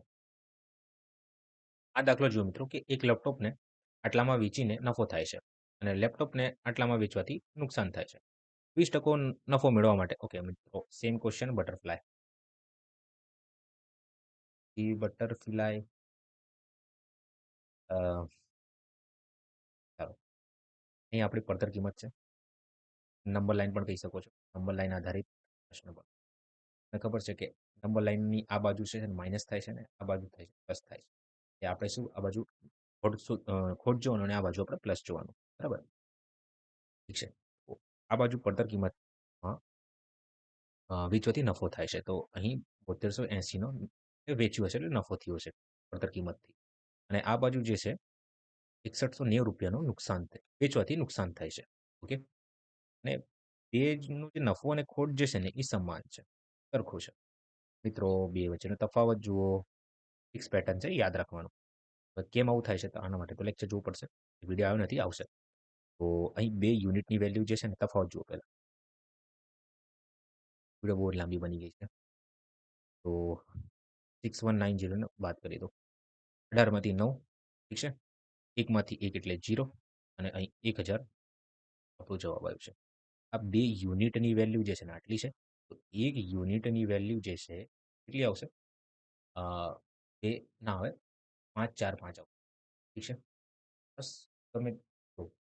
આ બાજુ તમે જુઓ ને, આ બાજુથી તમારે શું કહેવાય પડતર કિંમત શોધવી હોય તો આને એડ કરી દો 525, 545 ને. અને આ બાજુ તમે માઇનસ કરશો તો તમને પડતર કિંમત મળી જશે. હું તો ભાઈ એડ કરું છું 6190માં 545 ને. ઠીક છે? અહીં 5, અહીં 13, 5 ને 2 7, અહીં 6 7 3 5 આવે. તો 67 35 ગુણ્યા શું કીધું છે મારે કે 20%નો નફો થાય છે. હવે 20%નો નફો તમને ખબર છે શું થાય છે? 1/5 લખવામાં આવે છે. 5 મારી જો પડતર કિંમત હોય તો 1નું મારે નફો થાય છે. તો વેચાણ કિંમત મારી કેટલી હશે? તમે કીધું 6 હશે. હું આને આ રીતે લખી શકું છું કે આ જો મારી પડતર કિંમત જે છે એ 5 યુનિટ છે. મારે શોધવાનું છે 6 યુનિટ. કિંમત 5 થી ભાગ કરો તો 13 પંચા, ઠીક છે? 13 થી 5 વારમાં એટલે વધ્યું 2. અહીં 3 છે તો ચોક 20, અહીં 7 આવી ગયું. તો ગુણ્યા 6 કરો તો 6 સિક્કા 42. છેલ્લે 2 યુનિટ દેખાય એટલે આ 2 તો નથી આપણા. એમાંથી જવાબ હશે. ચાલો પૂરેપૂરું ગુણાકાર કરવું પડશે. ડિજિટલ સમ યુઝ કરીએ આપણે. તો ઈચ્છા નથી થતી. ચાલો તો 4 3 7 7 14 1 15. 15 ગુણ્યા 6 એટલે 5 અને 1 6 6 ગુણ્યા 6 ગુણ્યા 6 એટલે 36. 36 એટલે કે 6 3 9 એટલે 9 જે છે 9 કાં તો 0 આપણો જવાબ આવવો જોઈએ. Digital sum let's check. 8 8 16 17 7 ને 2 9 આપણો જવાબ છે. 9 તારી જરૂર નથી. 8 ને 2 10 થાય છે. 10 એટલે 1 થાય છે. 7 ને 1 8 નથી. આપણો આ જવાબ છે. 8082. ફરી જુઓ કેલ્સીમાં. તો આન્સર રોંગ હોય તો મને કહેજો. બરાબર. લગભગ આ જ આન્સર હોવું જોઈએ. ઠીક છે. 8082. ચાલો. સ્થળ ઈ અને સ્થળ એફ વચ્ચેનું અંતર 70 એટલે 702 કિલોમીટર છે. એક એક્સપ્રેસ ટ્રેન આટલા વાગે નીકળે છે. એ સ્થળે ઉપડે છે અને 54 કિલોમીટર પ્રતિ કલાકની ઝડપે ટ્રેન રસ્તામાં 50 મિનિટ માટે ઊભી રહેશે. આ રિપીટ થયું છે? આઈ થિંક સો રિપીટ થયું છે. મને એવું લાગે છે. સેમ જ ક્વેશ્ચન છે. તો આ તમારા માટે રાખીએ. ના ફાવે તો મને કહેજો. બરાબર. ચાલો. 3 મૂલ્યોની સરેરાશ 70 છે. જો પ્રથમ મૂલ્ય ત્રીજા મૂલ્યના 3/4 હોય અને ત્રીજું મૂલ્ય બીજા મૂલ્ય કરતાં 10 વધુ હોય તો પ્રથમ અને બીજા મૂલ્ય વચ્ચેનો શું તફાવત? Nice question. Nice question. જુઓ મિત્રો, જેવું કીધું છે પહેલા આપણે એમ કરીએ. ધારો કે 3 છે. 1 2 આ 3 સંખ્યાઓ છે કે 3 મૂલ્યો છે. ઠીક છે ને? હવે જેવું કીધું છે ને આપણે એમ કરતા જઈએ. જો પ્રથમ મૂલ્ય ત્રીજા મૂલ્યના 3/4 હોય, આવું કીધું છે કે પ્રથમ મૂલ્ય આ પ્રથમ મૂલ્ય જે છે ને એ ત્રીજા મૂલ્યના 3/4 હોય. ઠીક છે? આ રીતે ઇક્વેશનમાં દર્શાવી દીધું છે. આનાથી ક્લિયર એક મિનિંગ નીકળે છે કે જે 3 ની વેલ્યુ છે ને એ 4 છે અને 3 ની વેલ્યુ એટલે 1 ની વેલ્યુ 3 છે. તો 1 ની વેલ્યુ જે 3 યુનિટ હોય તો હું x ધારી લઉં 3x છે. આની વેલ્યુ 4x છે. બરાબર? અને ત્રીજું મૂલ્ય બીજા મૂલ્ય કરતાં 10 વધુ છે. તો ભાઈ જો આ 10 વધુ હોય તો આ 4x - 10 ના હોય? યસ, 4x - 10 હશે. જો આ વધુ હોય તો આ એટલે ઓછું પણ હોઈ શકે છે ને? હું આને આ રીતે દર્શાવી શકું છું. ઓકે? ચાલો. તો પ્રથમ અને બીજા મૂલ્ય વચ્ચેનો શું તફાવત છે? પ્રથમ અને બીજા મૂલ્ય વચ્ચેનો તફાવત મારે શોધવાનો એટલે 3x - 4x - 10 વચ્ચેનો તફાવત કેટલાનું છે? તો અહીં તો મને ક્લિયર દેખાય છે x - 10 નું તફાવત જોવા મને મળે છે. પણ અને એવું કીધું છે કે 3 મૂલ્યોનું સરેરાશ 70 છે. 70 70 છે. તો મિત્રો આ સરેરાશ છે. મારે કુલ સંખ્યા શોધવી હોય તો હું 70 ગુણ્યા 3 કરી દઈશ. લા ફોર્મ્યુલા તમને ખબર છે ને કે સરેરાશ બરાબર કુલ સરવાળો છેદમાં કુલ સંખ્યા. હવે મિત્રો અહીં કુલ સંખ્યા તો 3 છે. સરવાળો મને ખબર નથી પણ સરેરાશ મને ખબર છે કે એ 70 છે. તો હું 70 ગુણ્યા 3 કરી દઉં તો અહીં ટોટલ જવાબ મારો 210 આવે છે. x ની વેલ્યુ જે છે કુલ સરવાળો છે એ 210 થઈ જાય છે. ઠીક છે ને? ચાલો તો પણ લખી દઉં છું 210. તો ચાલો તો અહીં હું 210 લખું છું. આ 210 જે છે ને આ બધાનો સરવાળો કરી દો.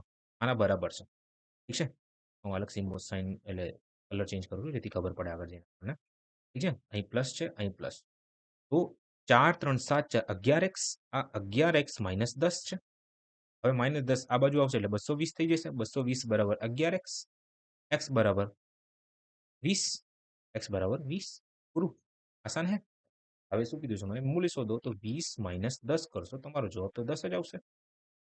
10 આપણો જવાબ. આ દાખલો વાંચો. T1 T2 અને T3 મળીને એકલા T1 કરતા 165 દિવસમાં એકલા T2 કરતા 82.5 દિવસમાં ઓછા અને એકલા T3 કરતા 27.5 દિવસમાં ઓછા કામ પૂર્ણ કરે છે. મિત્રો જે બી છે ને આ શબ્દોનું ગેમ છે. ચાલો આપણે એક એક શબ્દોને પકડીને દાખલો સોલ્વ કરીએ. બરાબર? તો T1 T2 T3 મળીને એકલા T1 કરતા 165 દિવસ ઓછા. શબ્દ પકડજો.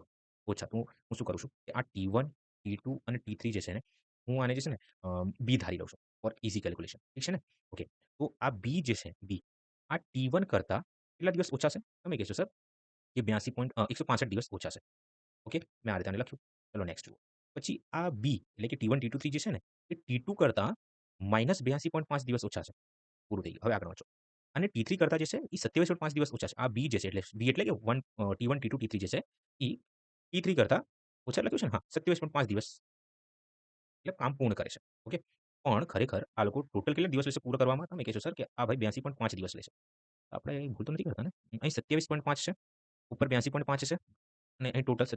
Okay, all done. તો अब क्या करें? તો મિત્રો અહીંથી તમારે ઇન્ડિવિજ્યુઅલી T1, T2 અને T3 કેટલું સમય કે કેટલું ટાઈમ લેશે ને એ તમે આરામથી શોધી શકો છો. અહીંયા જુઓ. ચાલો હું પેન ચેન્જ કરું છું. મિત્રો અહીં તમારે ટોટલ બીની વેલ્યુ કેટલી આપી છે? 82.5 આપી છે ને? અહીંયા લખ્યું છે કે ભાઈ ટોટલ આ ત્રણે ત્રણ ભેગા મળીને આટલા દિવસમાં પૂર્ણ કરે છે. તો આ તો મારા આટલા દિવસ ટોટલ દિવસ જ આપણે કમ્પેર કરી રહ્યા છીએ ને આની અંદર. તો અહીં 82.5 લખું છું. 82.5 હવે -165 જે છે ને -165 આ બાજુ આવીને પ્લસ થઈ જશે. +165 થઈ જશે. તો આનાથી મને શું મળ્યું? T1 આસાન હે? સેમ રીતે T2 આપણે કરીએ. આ માઇનસ છે આ બાજુ અને પ્લસ થઈ જશે એટલે 82.5 માં +82.5 આસાન છે? સહેલું છે? ચાલો હવે T3 ની વાત કરું છું. હવે -27.5 છે ને આ બાજુ અને પ્લસ થઈ જશે 82.5 માં. 82.5 + 27.5 ચાલો મિત્રો. હવે નાઉ એવરીથિંગ ઇઝ સોર્ટેડ. બસ સરવાળો કરવાનો જવાબ તમારી સામે છે. ઓકે. અહીં તમારો જે જવાબ આવે છે એ 216 65 માં 82 એટલે T1, T2 જગ્યા ઓછી પડશે અને T3.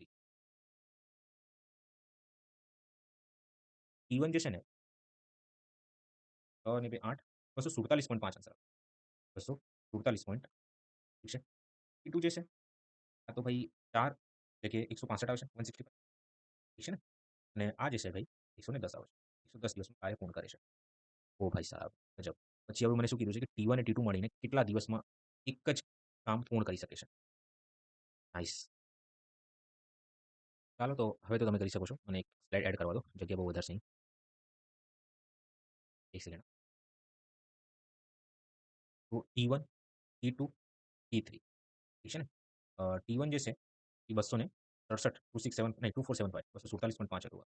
બરાબર છે. આ 110 હતું અને આ 165 હતું. હવે મિત્રો અ, આ ત્રણેયનું તમારે શું લેવાનું છે? એલસીએમ પ્લસ આ લેવાનું. ઠીક છે? આ ત્રણેયનું. તો એક વસ્તુ નોટિસ કરી તમે આમાં. આ 11 છે, આ 11 છે, તો આ બી 11 હોવું જ તો જોઈએ. 11 તો હોવું જ જોઈએ. અહીંથી જે છે ને હું એક કન્ક્લુઝન કાઢી શકું છું કે હું આ 11 ગુણ્યા 10 છે. આ 11 ગુણ્યા 15 છે. તો આ બી 11 થી તો ભાગ થવાવાળી સંખ્યા હશે. તો 11 થી ભાગ થવા માટે ચાલો 11 થી આપણે ભાગ કરીએ આને. 11 દુ 22 અને એટલે 2 વધ્યું. 11 દુ 22 5 વધ્યું. 11 ગુણ્યા 5 કરશું. શું આવે છે? 11. તો ઇન શોર્ટ 11 ત્રણે ત્રણ જગ્યા છે તો અહીંયા 11 એકવાર લખી દો. પૂરું. હવે આ 225 છે, આ 15 છે ને આ 10 છે. અહીં શું લખો? 5 લખો. 11 ગુણ્યા 5 ઠીક છે? કેમ કે 5 ગુણ્યા 2 અહીં 5 છે, અહીં 5 ગુણ્યા 3 હશે અને અહીં જે છે ને 225 લખ્યું છે. તો 25 5 ગુણ્યા 45 છે. ઓકે? તો ભાઈ 5 ત્રણે ત્રણ જગ્યા હતું એટલે આપણે એકવાર લખી દેવાનું. એલસીએમમાં આ રીતે થાય છે. આ ખબર પડે ને તો એક 6 કલાકનું મેં વિડીયો અપલોડ કર્યું છે. જોજો બરાબર. હું વારંવાર પ્રમોશન કરું છું મારા વિડીયો બરાબર. હાઈ લેવલની હસ્તી છું ને એટલે. ચાલો 11 છે આ 5 છે. ચાલો ઠીક છે. આ 5 આ 5 હવે જુઓ.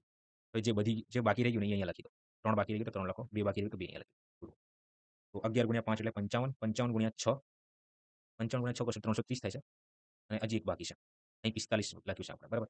તો 45 એટલે 9 ગુણ્યા 5 છે આ.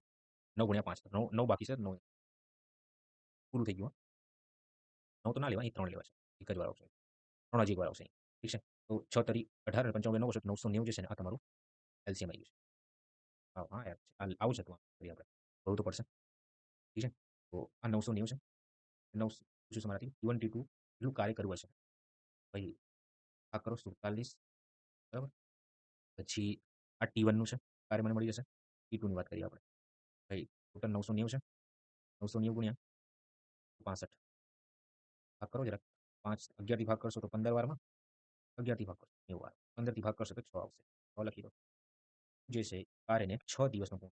ત્યાં T1 જે છે ચાલો ભાઈ આ તો ખરેખર જોવા જઈએ તો આપણે હમણાં ફાઇન્ડ કર્યું કે આ જે છે ને 5 ગુણ્યા 45 ગુણ્યા 11 છે કે નહીં? Yes boss. હવે હું 11 થી આને ભાગ કરી દઉં છું. 11 થી ભાગ કરીશ તો અહીંયા 9 આવશે 900 થઈ જશે. હવે એ બી તમને ખબર છે કે 45 એકા 45 45 દુ 90 થાય છે. તો અહીંયા 20 થઈ જશે. 5 થી કાપીશ તો અહીંયા 10 થઈ જશે. ના આવે 5 થી કાપીશ તો અહીંયા 4 આવશે. તો શું પૂછ્યું છે મારાથી? કે T1 અને T2 મળીને કેટલા દિવસમાં એક કાર્ય પૂર્ણ કરશે?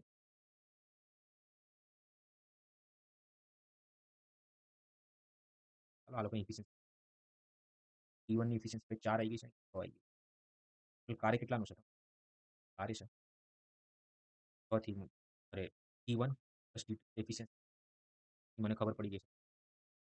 10 એટલે 4 પ્લસ 4 પ્લસ 990 છેદમાં એ 99 આપું છું.